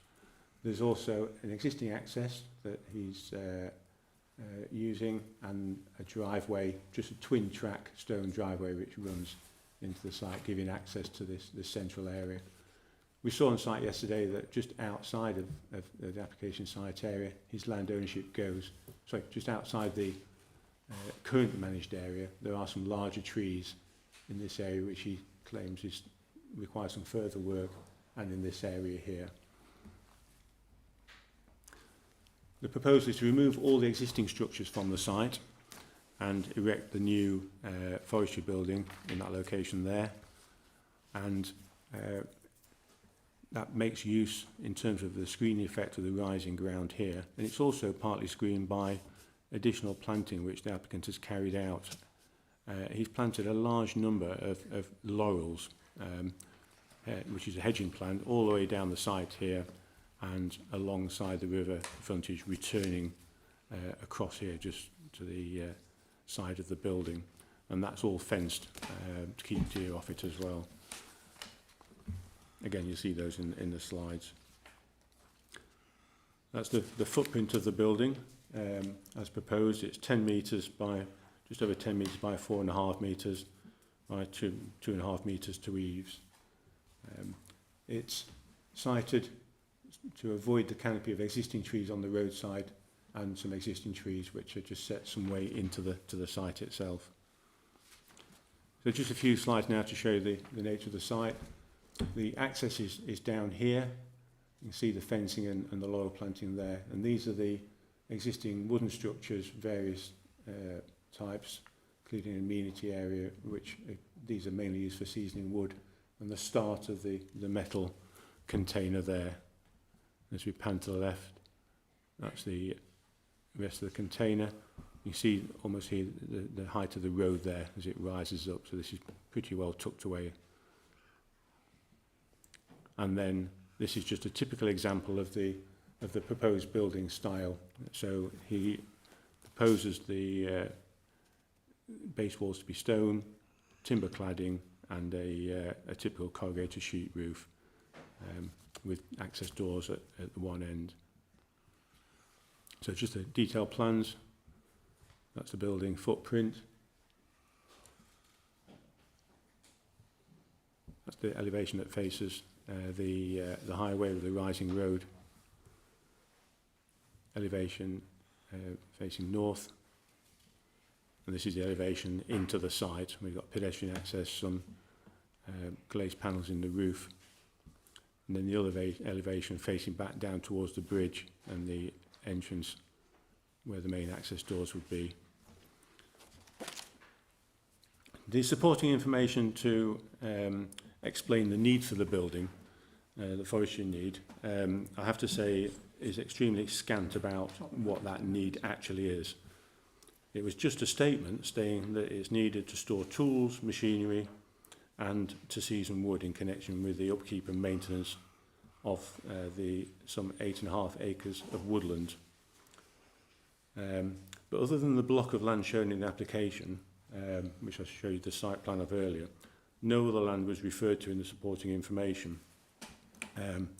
We did hear for the first time yesterday at the site visit that the applicant also says he has to manage some woodland between Stoke Brook and the A625, of which is covered in trees, some of which are fallen and need management.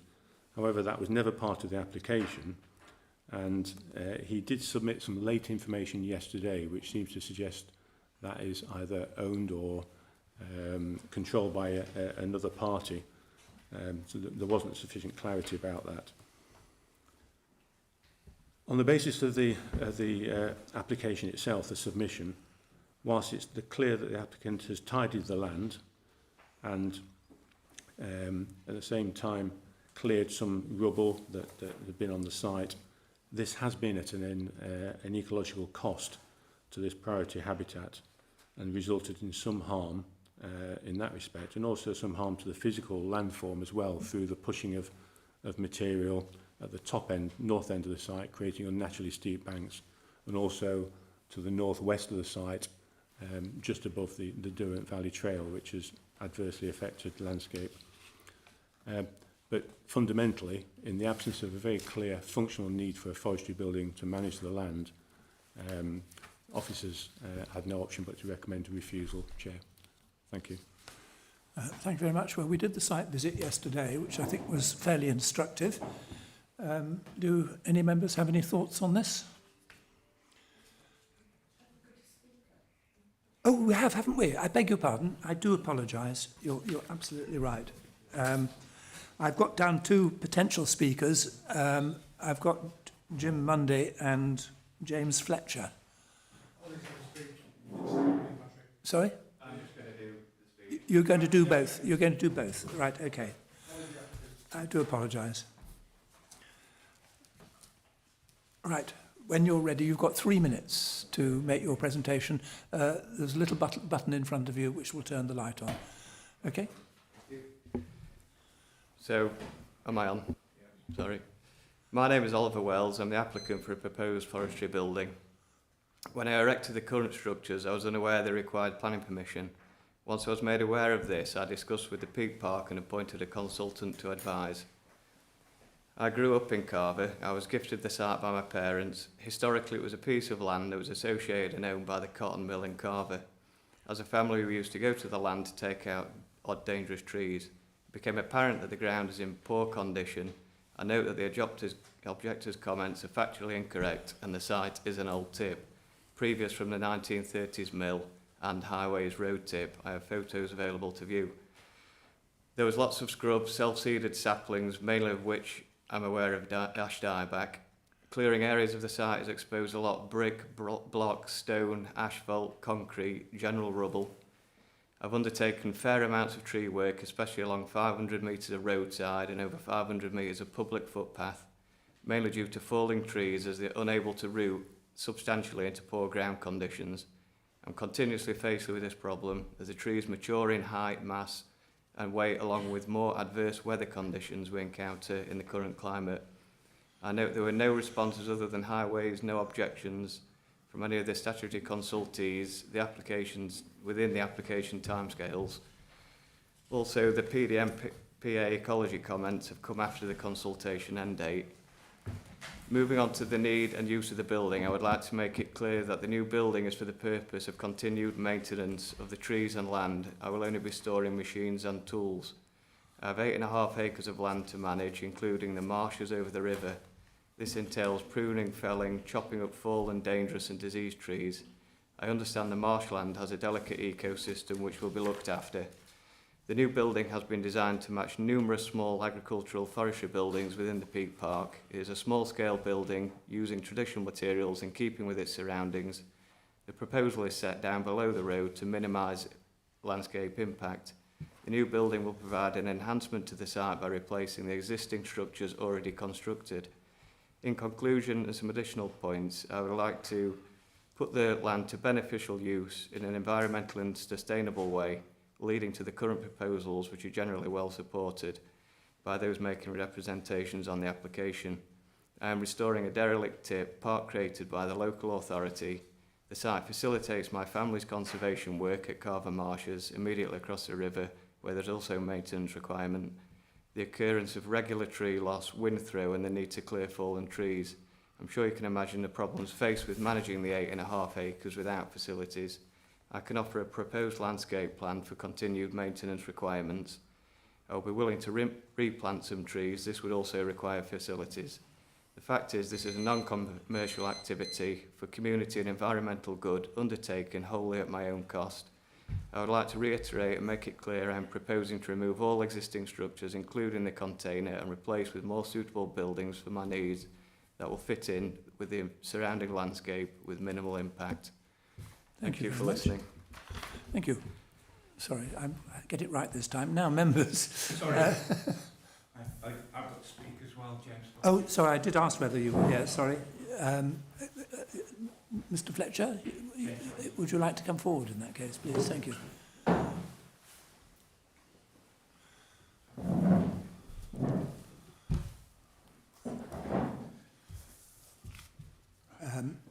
It is already on, so you're fair enough. You've got 3 minutes to address us. Well, I objected to the proposal, and I'm also chair of Froggatt Parish meeting, and I've had lots of people talk to me about this. I think the major concerns lie under 5 headings. The first one is previous development of the site before this proposal, seemingly without relevant permissions, wholesale removal of trees and shrubbery, and natural habitats. Secondly, the previous clearance of the site has resulted in significant loss of trees, biodiversity, and formalise its appearance. It's more like somebody's caravan park, for better words, than a treed and forested area. The need for the forestry building is questioned given the area of trees that are now left the site, which could be managed through occasional site visits. And the planning application isn't complete in that the building's not justified at all. There's no written justification for it. And lastly, the harm to the landscape from unauthorised buildings, access track up to it, an extended entrance gateway, because it's mapped as woodland on the site, as you know. National policy states that forestry buildings should not be in isolated locations requiring access tracks or services. I think also we have a concern that all this is just a precursor to further development, and it should be refused and the site monitored and returned to woodland. Thank you. Thank you very much. Right. Right, members from the site visit yesterday, any thoughts? Right, I've got Bill first, then I've got Ginny. We did a site visit yesterday, and it's very apparent there is a significant loss of woodland and the creation of what looks like a manicured type lawn, resembling a sort of campsite with domestic style hedge planting around it, which is sort of counter to the biodiversity around it. This is an extremely important and ecologically valuable site, which has already been altered now. There's a very well used important footpath along the Derwent, abutting the site, that goes all along that's heavily used by people, and the whole area forms part of a quite very biodiverse area with marshes on the other side, which we understood yesterday is owned by the applicant as well. I further think that I agree there's no demonstrated need for the building, and obviously concerned that quite a few developments have taken place, including some landform developments without planning consent. I'd be worried that by allowing a development on this site, it would set a precedent to similar sites throughout the park. I've said this before, I think that is a concern. And for opportunities for further development of the site for other uses as well. It would be the thin end of a wedge. Thank you very much, Bill. Ginny, I've got down next. Yes, actually, I would echo all that Bill said. From the site meeting yesterday, there looked as though there'd been quite a lot of development already with the manicured ground. When we looked at where the building was to stand, I thought it was going to be very prominent in the landscape and quite large. So I support the officer's recommendation to refuse this. Are you moving that? I'm moving it. And you're seconding it. Okay, Mike. Sorry, I thought being next speaker I'd get the opportunity to second it. But, I think Bill has summed up the situation very well, and I don't know whether others would agree with me, but my understanding with biodiversity is that dead trees do provide a food source for insects. Now, I'm not saying you should leave all the dead trees in there, and it may well be that the applicant has set off with good intentions to take out some of the trees, but it did seem to me that there'd been an awful lot removed, and there was now an awful lot of green space there, which would be ideal for other purposes, and that does worry me. I do feel, along with the officer recommendation, that this woodland should be allowed to settle and be restored. Thank you, Chair. It seems to me that there's an interesting question as to whether this is actually forestry. I mean, forestry, I think, is the business of planting or looking after trees, harvesting them, replanting them, keeping the thing going over and over. And I don't sense that this is what we're talking about here at all. Any other members wish to make a comment? Matt?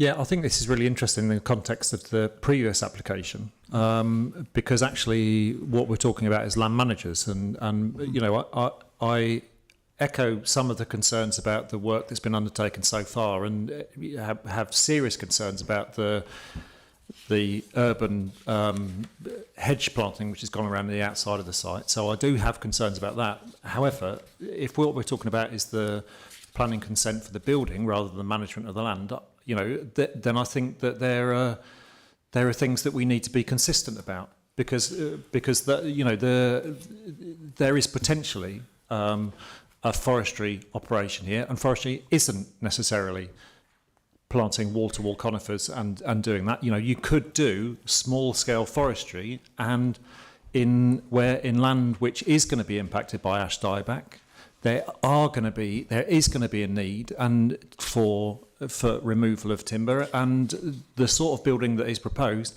would actually mean that you could actually make a viable business out of that. And so I think that that's actually a perfectly reasonable justification for a building like that. And I think, and again, going back to the point about consistency, you know, this is somebody who's come to us and says, what we want to do on using this piece of land is to create a business opportunity, and this is the business opportunity that we need, and what we want to do is to regularise the stuff that we've got on site. I actually think that's a reasonable request for us as a planning authority. When we automatically, you know, we say, yes, we can put in this place this building which is required for agriculture, but you can't do it for something which is a different form of land management. Yes, I'm not sure that anybody has gone as far as that, actually. I think what, as I understand the debate, is that we're not sure that we can see that justification exists in this as it is. I mean, it may be that they can come back with some other proposal, but the justification is not in the application as it stands. We can guess about what the alternatives could be, but in the application as it stands, I mean, you made the point in your introduction about the nature of the site as it is now, with the hedge and so on and so forth. That's not what you're talking about. Could I add, Chair, that no case has been made that the site is operated as a forestry business? Sorry, Bill? Just on that, I mean, it strikes me that a large number of trees have been removed without a building being on site with all the tools in, etc. Yeah. Or perhaps that's the container. But you know, yes, it's not a forestry operation. It's been clearing of land, as far as I can see so far. Right. Martin. Just to add to what other people have been saying, we need to look at this as the application on paper, and on paper I would support the officer's decision.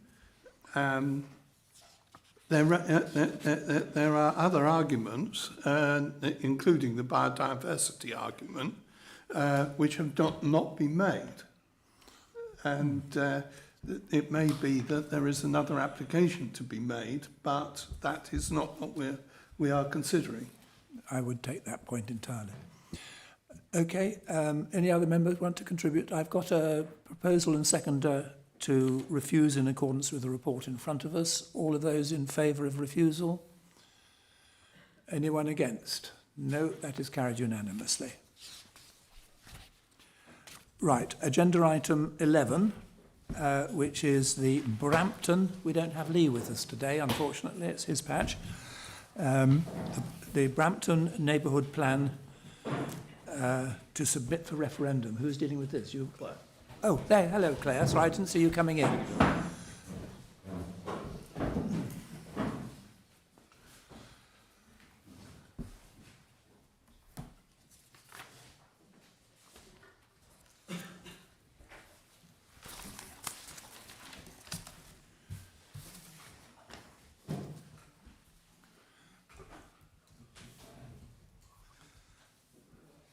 Right. You start when you're ready. Thank you. Various statutory processes have already taken place with regards to the Brampton Neighbourhood Plan. The authority has now received the examiner's report, and in accordance with the Neighbourhood Planning Regs 2012, Section 17, the authority must now decide what action to take in response to the examiner's recommendation. The Brampton Neighbourhood Plan mainly falls within North East Derbyshire District Council, with the exception of the western side on the Brampton Moors, which falls within the National Park.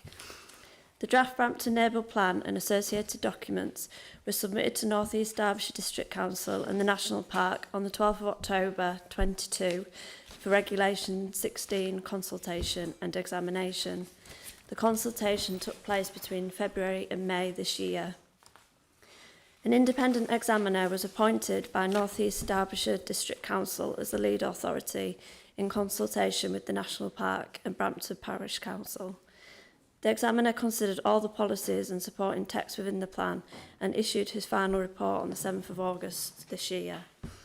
The examiner concluded that, subject to modifications, the plan meets the basic conditions and other requirements as outlined in paragraph 8 and 9 of the committee report. The examiner's proposed modifications are outlined in Appendix 1. Within the neighbourhood plan, policies B2, B7, B10 and B13 do not apply to the National Park.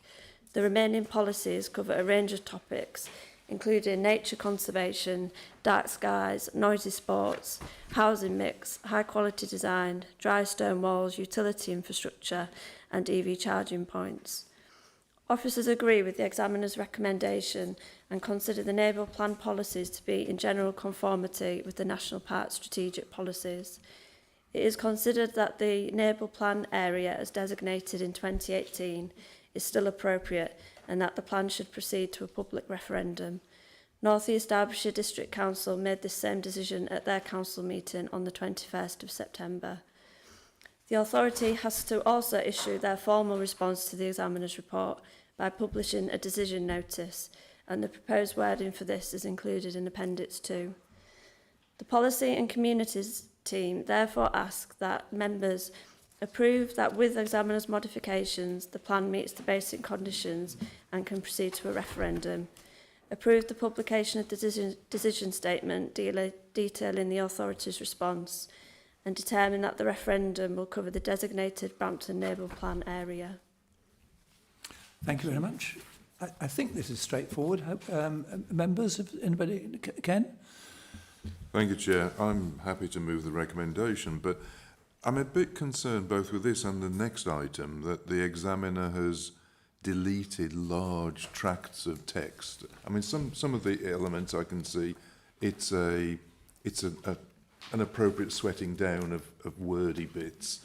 But my concern, I suppose, is that communities have spent a lot of time developing these neighbourhood plans, only for the examiner to come along, like the headmaster, and chalk through an awful lot. And I think, are we providing any learning from the examiner's comments on this, or these, and previous ones, that are being fed into communities to minimise the amount of wasted time that they might, or disappointment, that their hopes and aspirations are reflected in these neighbourhood plans, and I can quite see that folk can pick them up and feel their hopes have been dashed because stuff has been rejected. So whilst on the one hand more than happy with what is being proposed and happy to recommend it, as I say, but are we learning anything that we can pass on to future neighbourhood plan development that helps them? Yeah, I think especially the Brampton Neighbourhood Plan, there's quite a lot of changes in there, so I can understand what you're saying in regards to that. Actually, when you analyse them, the inspectors' changes have, by and large, unlike, for example, what was happening at Bakewell, have by and large kept intact what they're trying to do, is just gone through the commendable process of shortening it. I don't deny that, but all I'm trying to do for future ones is to help that process occur right at the beginning, rather than have to be marked, if you like, as homework. I'm assuming that the main driver here was actually North East Derbyshire District Council, so they are the ones probably that mostly have to learn from this. Yeah. Right, all those in favour of... Oh, sorry, can I have a motion, please, to approve it? You're moving it. Is that seconded? Is that seconded? Yeah, I'm quite happy to second that. And are you asking for your comments to be added as part of the motion, or you're just asking for that? No, it was just an inquiry of officers in the hope that what I'm saying will be picked up and passed on. Because I'm really supportive of that point, that actually, you know, we should be supporting communities to do things which they want to do, rather than...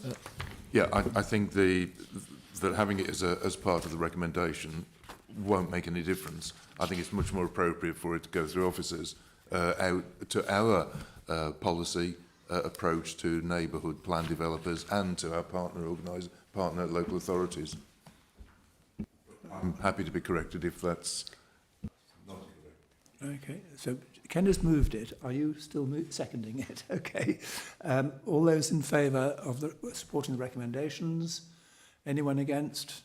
That's now carried. Whaley Bridge Neighbourhood Plan on agenda item 12. So statutory processes have taken place with regards to the Whaley Bridge Neighbourhood Plan. The authority has received the examiner's report in accordance with the Neighbourhood Planning Regs 2012, section 17. The authority must now decide what action to take in response to the examiner's recommendation.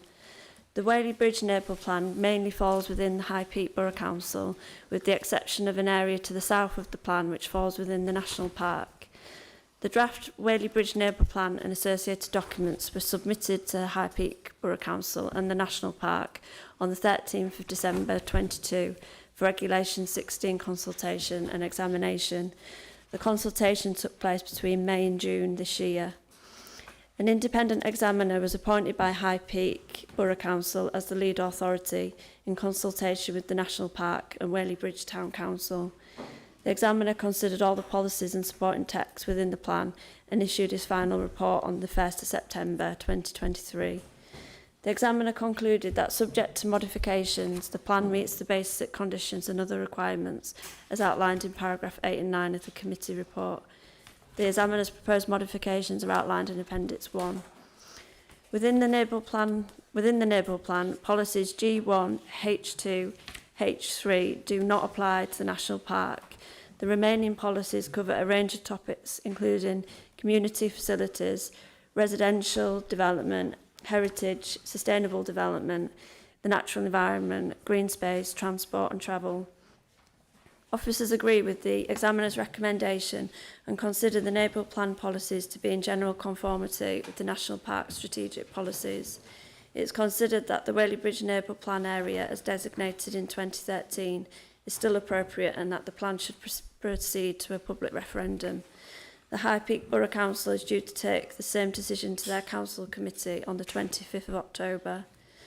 The authority has to issue their formal response to the examiner's report by publishing a decision notice, and the proposed wording for this is included in Appendix 2. The Policy and Communities team therefore asks that members approve that with the examiner's modifications, the plan meets the basic conditions and can proceed to a public referendum. Approve the publication of the decision statement detailing the authority's response, and determine that the referendum will cover the designated Whaley Bridge neighbourhood plan area. Thank you very much indeed. Ginny? Yes, it's just an observation really, following on from what Ken said. This doesn't have as many crosses going through it. Was it the same examiner? It wasn't the same examiner, so yeah, it was. Thank you. It is a learning curve for us as we go on, and but it is also less wordy. Good point. I'm happy to move it. Yes, my only point was that I wish there was something in it about dealing with the mess that's in the middle of Ferny Lee, but that's another question.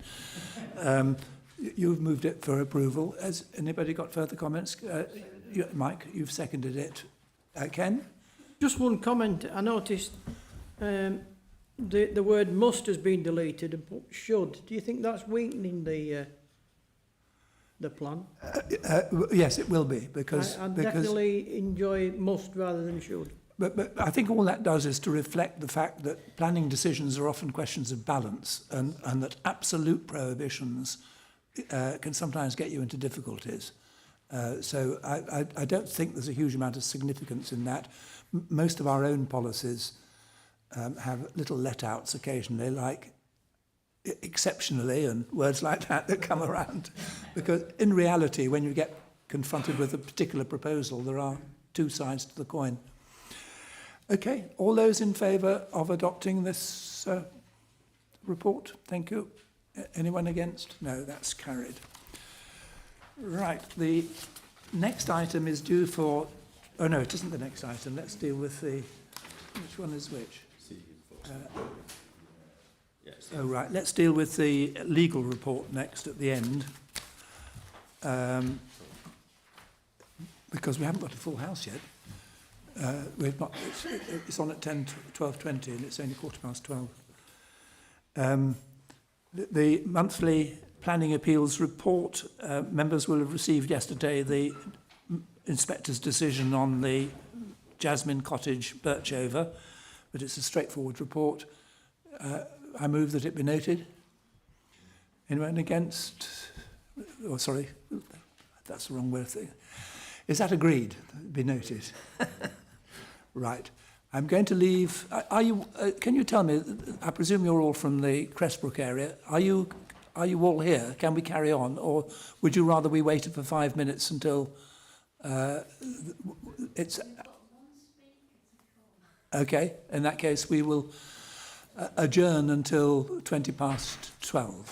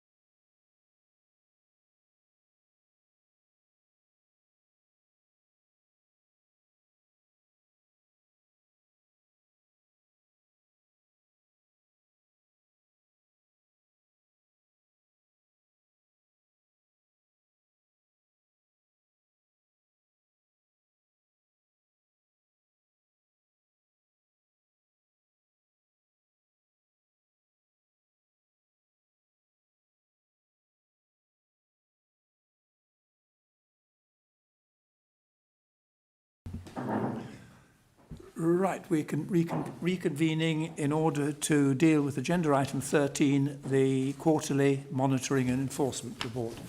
Andrew Cook.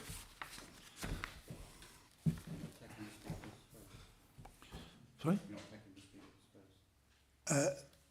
Oh, okay, I can take the speakers first. I thought, yes, okay, I will do that. That's a good idea. We have three speakers who I think are now all here. I've got Mr. Oxspring. Well, you can never tell nowadays. Yes. Yes, by all means.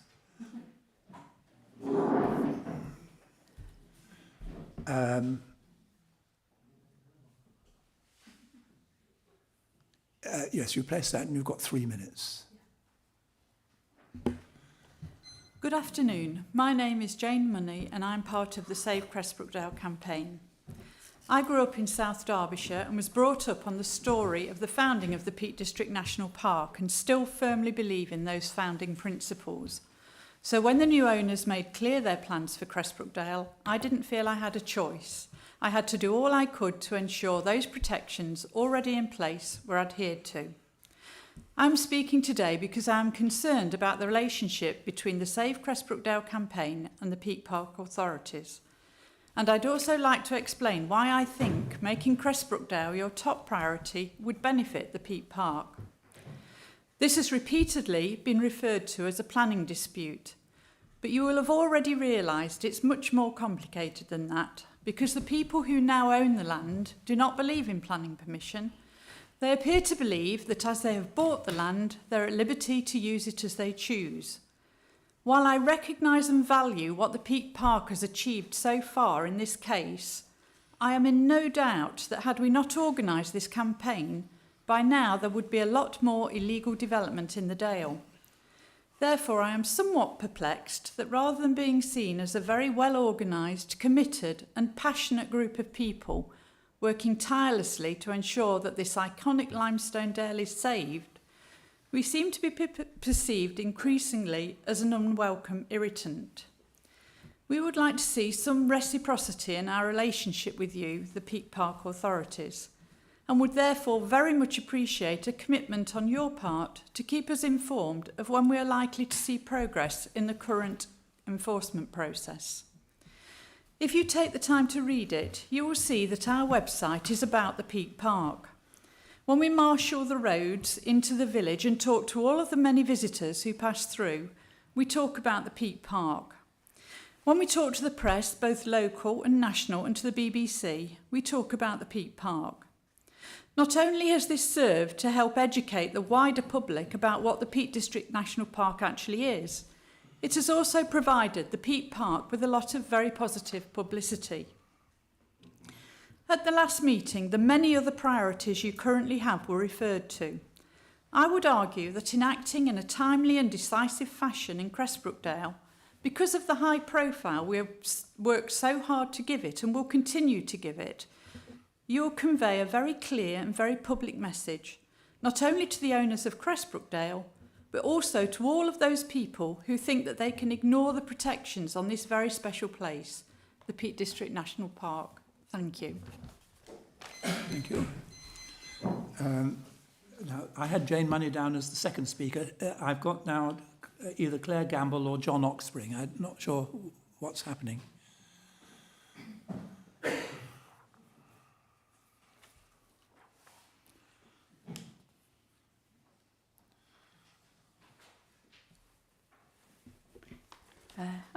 Three minutes. Now? Okay, thank you. Hi. I'm here because I want to protect Cressbrookdale.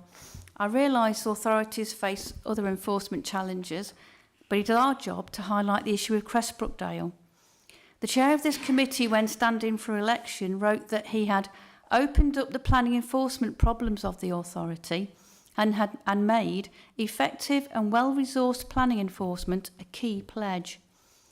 I would add to the chair's pledges the need to prioritise cases according to their impact on the landscape.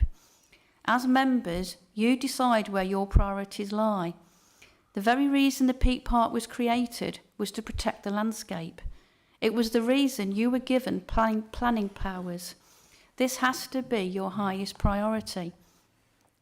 Members of the public who engage with Save Cressbrookdale understand the landscape has the highest level of protection. They ask, what are the Peak Park doing about it? And don't understand what is happening on land that has this level of protection. The landowners continue to advertise their intentions online. They continue to attract investors with the promise of the right to occupy the site in temporary movable structures to set up a community on the land. The longer you leave it, the greater the problem will become. More structures will be built. As they attract more investors, they will dig in more and harder. It will become more time consuming and costlier to deal with this site. In Wardlow, I've witnessed the degradation of landscape as a result of the authorities' failure to follow through enforcement notices that weren't complied with. I hope you can understand why I'm concerned about Cressbrookdale. The landowners at this site have publicly declared they have no intention of applying for planning permission. It is clear they'll continue to ignore the enforcement department. You need a strategy to deal with this response. Conspiracy theories surrounding the Great Reset and food apocalypse are not going away. Allowing this group to continue gives the green light to other groups who will see the Peak Park as somewhere to come and live out their paranoid fantasies. Only you can deal with this. You need to deliver on your pledge and ensure that the enforcement department is efficient, well-resourced and concentrates on the priorities of the people you are here to represent. I would also ask for a date I can expect to see tangible results of the authorities' action. If you cannot supply a date, could I please have a clear explanation of why that is the case? Thank you. Do I have a... Sorry. Hello. And you, sir, are you Mr. Oxbury? I'm Mr. Oxbury. You are. I have had the good fortune of living in the beautiful and special place that is Cressbrook for the last 26 years. Stanton Estates owned Cressbrookdale for many years and never did anything to damage it, allowing it to become the natural, unspoiled place that it was. Then, in June 2022, all of this changed when this was sold to the current owners with the promise by them of, amongst other things, infrastructure for hydroelectric, wind and solar power, polytunnels, greenhousing, mass camping, movable structures, toilets, etc. The authority clearly shared our concerns with, all before the end of July, a temporary tree preservation order, a temporary engineering work stop notice and a planning contravention notice served on the new owners.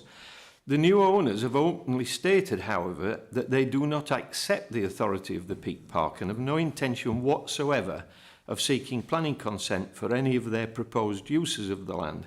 Here we are 16 months later, therefore, in essentially the same position, with, despite the subsequent issue of a full TPO, a full enforcement notice and a further PCN, all of which have again been ignored by the landowners, them still recruiting new members, still promising the same uses for the land, and still openly refusing to accept the legitimacy of the authority or the planning process, and still, despite all the opportunities presented to it, without so far any decisive enforcement action by the authority. This has repeatedly been attributed to a lack of resources. I know it has been said before, but that does not make it any less valid.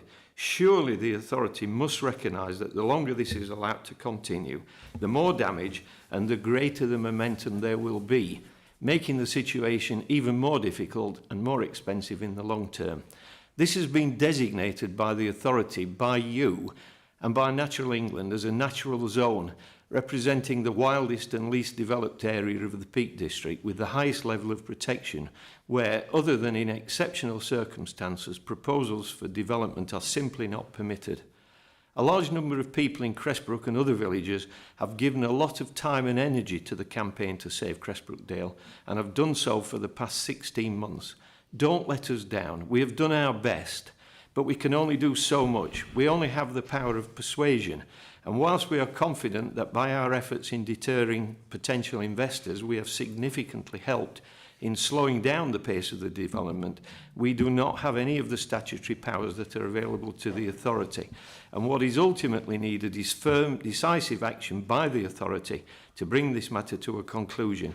This is not just for Cressbrookdale, but the whole of the Peak District, the whole country.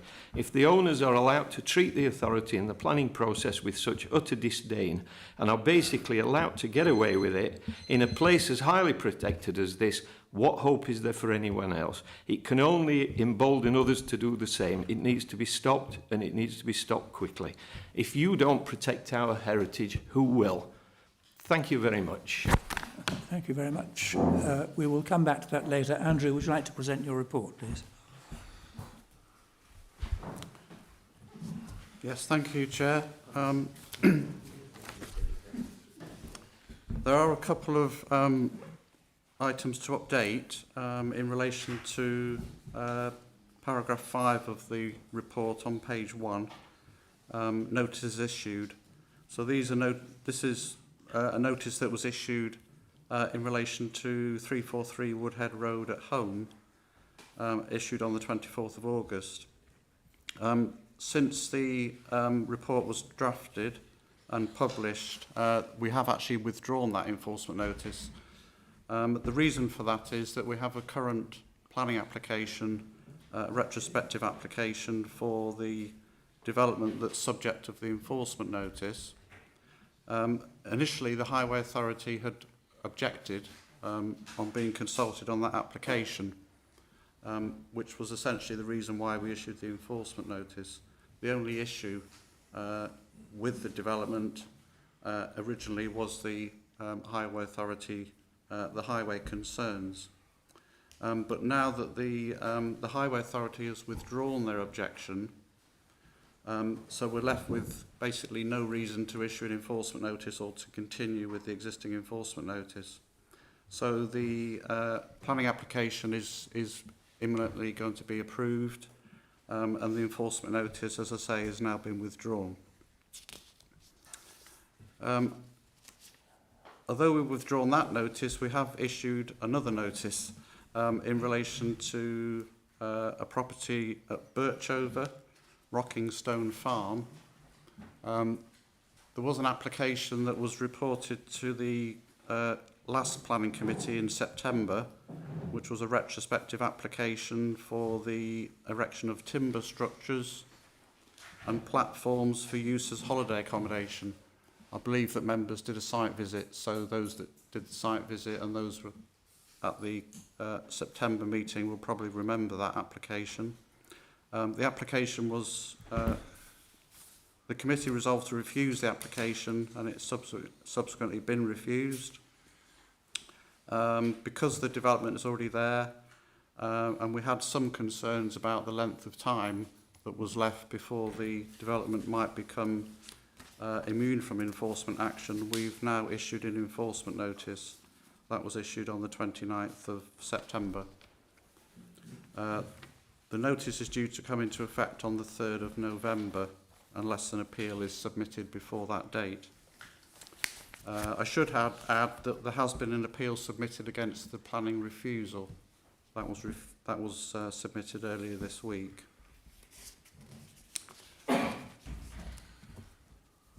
The only other thing I wanted to draw attention to in the report, before I just come on to a couple of photographs that I want to show you, is the second part of paragraph 7. So there I've referred to the number of outstanding breaches. I think, as members will know from previous reports, there is a significant backlog of cases. So we've still got over 600 enforcement cases sort of in the system. But as I've said there, we're currently carrying out a major review of those outstanding cases. And it's anticipated that this will result in a significant reduction over the next few months. We've already started that process, and we'll be accelerating that process, if you like, over the next few months. And as I've said, more information on that will be provided in the next quarterly report that's due to come to Planning Committee in January of next year.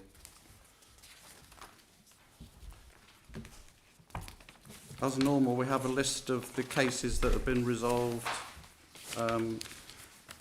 in paragraph 10. And if I just take you to the very last one of those, we have some photographs.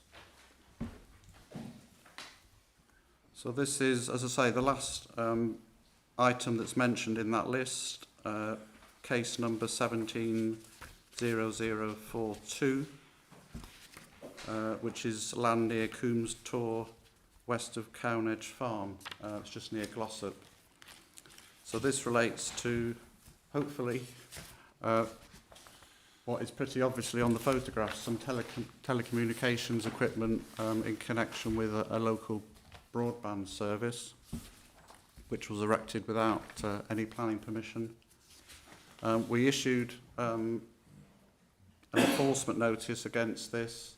I think it was in 2019, 2020 possibly, sorry I haven't got the actual date, but we issued an enforcement notice and eventually the land has been cleared. I think that is a very similar view to the previous photograph, if you look at the background. So that's been quite an important, successful case for us.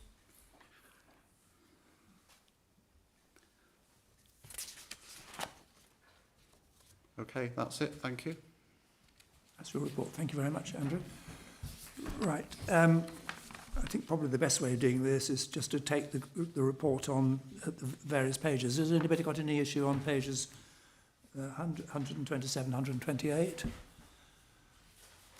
Can I just draw your attention at the top of 128 to the work that's being done to try and catch up with arrears of cases of one sort or another. This is an ongoing exercise. You think we might be able to have some report back in a couple of months' time about what's going on there, but it follows fairly intense discussions between officers and members on where we're going with enforcement, and members will be aware of the new structures that are being put in place to help try and deal with it. 129, 130, 131 will get... Could I, on 129, 130 and 131, the two moorland tracks, I mean, obviously we've come to Cresbrookdale in a wee moment, but Midhope Moor and Cartledge Flat, it says English nature in effect, officers seeking compliance. Now, where are we with that, given that the Midhope Moor, for example, was back in May when Natural England consent was obtained? Could we get, is there any update on that? Thanks. Yes, thank you for that. In relation to Midhope, in relation to the Midhope case, as you say, Natural England consent was obtained at the end of May this year for the works that are necessary to comply with the enforcement notice. So that's because the site is within a site of special scientific interest. We've been in contact with officers at Natural England, and we've been informed that an appeal has been lodged against that consent. I can only think it's because that consent was granted with a number of conditions, and that the landowner who obtained the consent, wishes to challenge some or all of those conditions. So, whilst that doesn't necessarily stop us from taking further action, we have kind of put things on hold for the time being until we know whether that appeal is going ahead. Because at the moment, we don't even know whether the appeal is actually being considered or not. It has been submitted, but as I say, we're waiting to hear whether it's actually being, whether the appeal is going to go ahead or not. On the other track at Cartledge Flat at Bradfield Moors. We have had some discussion with a planning consultant who's acting on behalf of the owner or on behalf of the estate, and they are looking at the possibility of submitting a further planning application. To do what? To retain the development, but perhaps in a modified form. So we are currently considering that, but, you know, as I say, whether that will result in an application or not remains to be seen. Other than that, we will be looking to, as I say, you know, seek compliance with the enforcement notice as soon as we can. Can I just ask on that? Remind me, I should know, but do enforcement notices have a time limitation? The quick answer to that is no. Once a notice is in place, it's in place until it's withdrawn or an appeal is allowed. Yeah. Or it's complied with. Or complied with, yeah.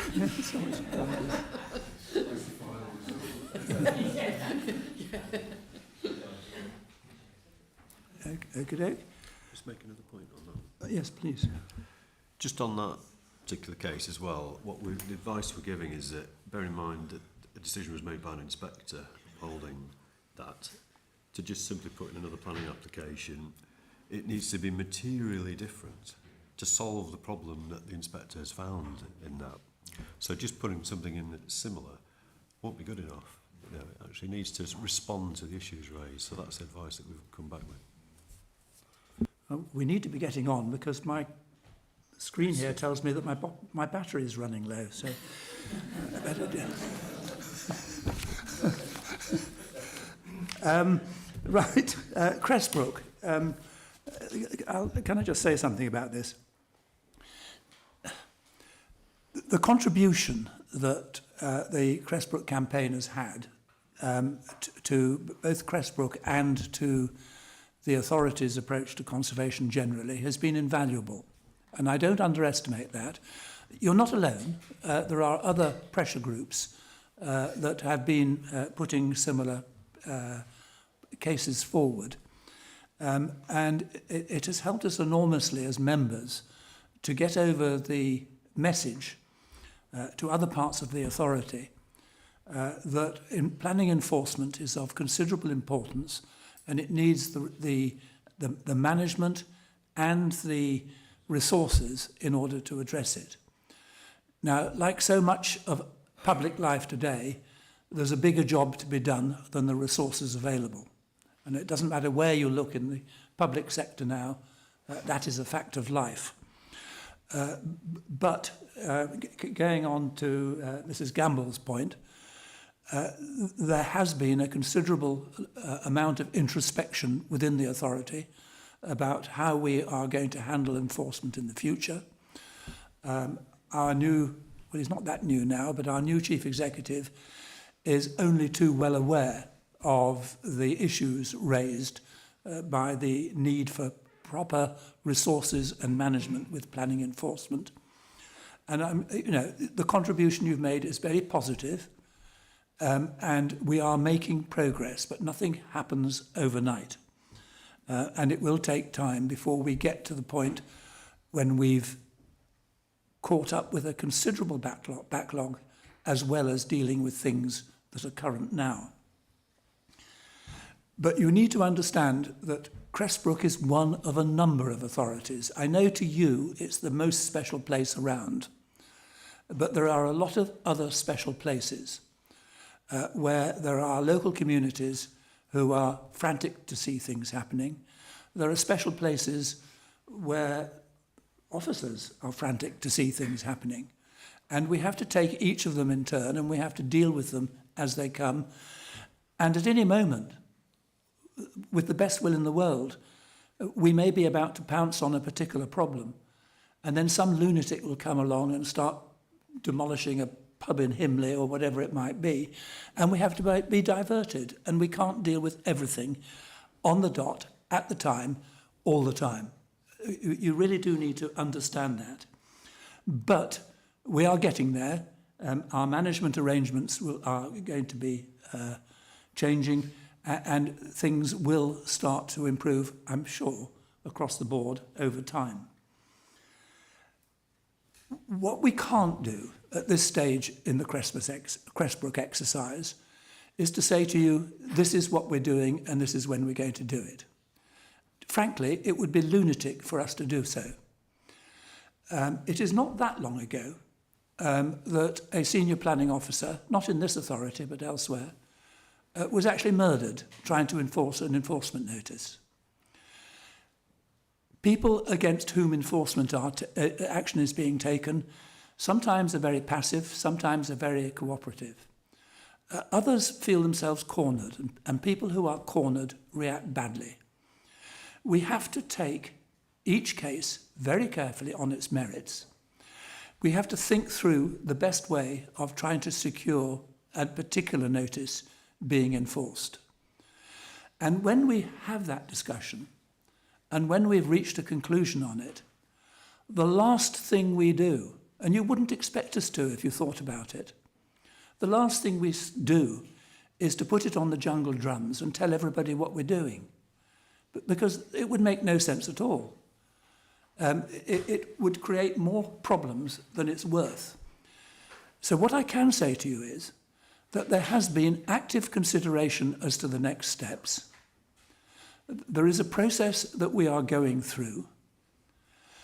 I cannot guarantee a timetable. What I can say to you is that Crestbrook is one of our priorities and it will be dealt with. That is what will happen. But I am not going to give you a timetable. I'm not going to give you a running commentary. And it would be quite wrong for us to do so.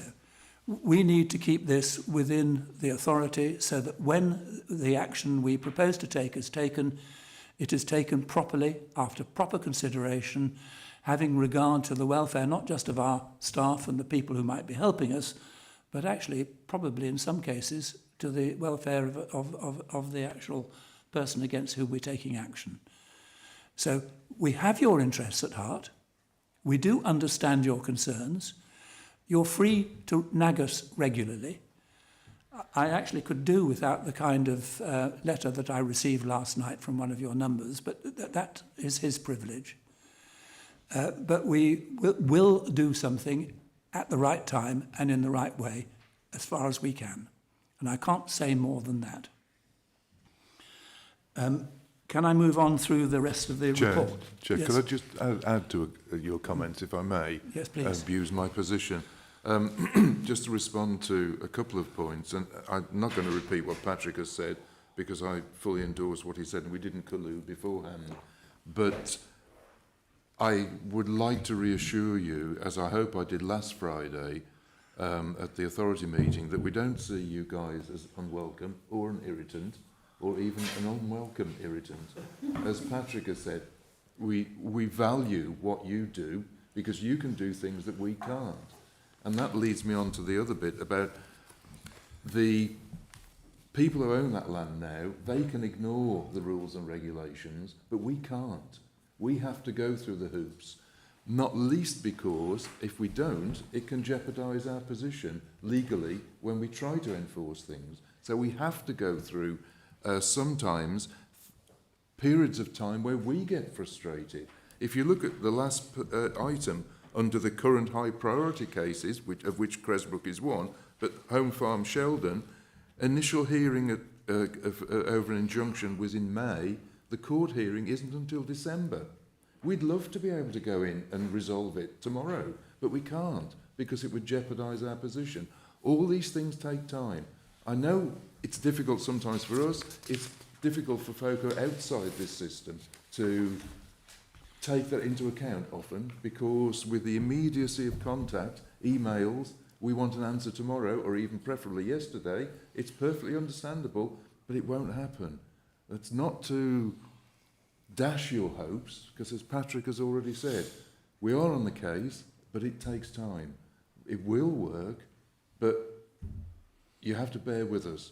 But as Patrick has said, don't stop nagging us, but do it nicely. Thank you, Chair. Thank you, Ken. Bill? Just a few words. Firstly, I want to thank you all for coming along, because I realise that in terms of time and resources, it's not an easy thing just to come to these meetings. So I personally really appreciate that and understand what you know, the passion you feel. So thank you. And what I think a few of you came last Friday for the board meeting, and what you didn't hear was that some members, including those that aren't here today, spoke very positively about what we should be doing as well. So that sort of happened after you left, and there was a general consensus about that. And I personally, I'm very supportive, and I'm sure other people here are as well.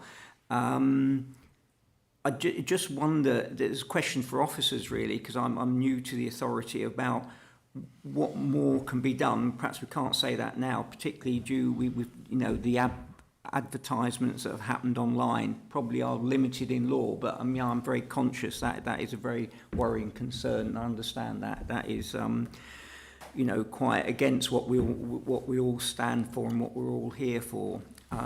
So yeah, certainly you've got my support, and I'm sure other people here and other members that actually spoke last week that aren't on the planning committee as well. So thank you again for coming.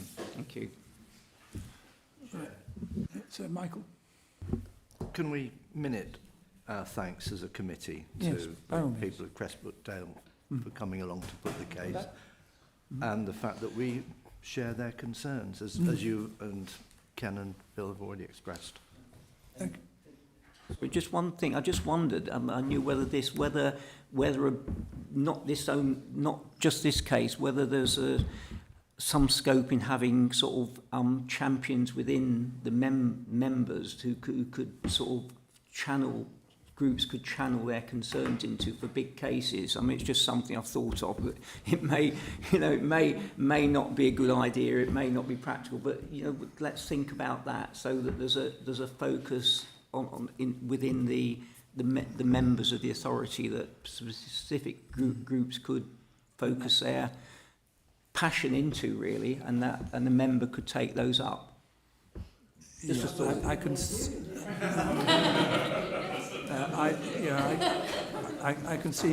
I can see issues with that actually, but right. Members, anything else on that page 131? In that case, I'm going to move that we note the monitoring report. Is that seconded? It is. All those in favour of noting the report? Anyone against? That's carried. Thank you very much. And that is the end of the agenda. Thank you very much.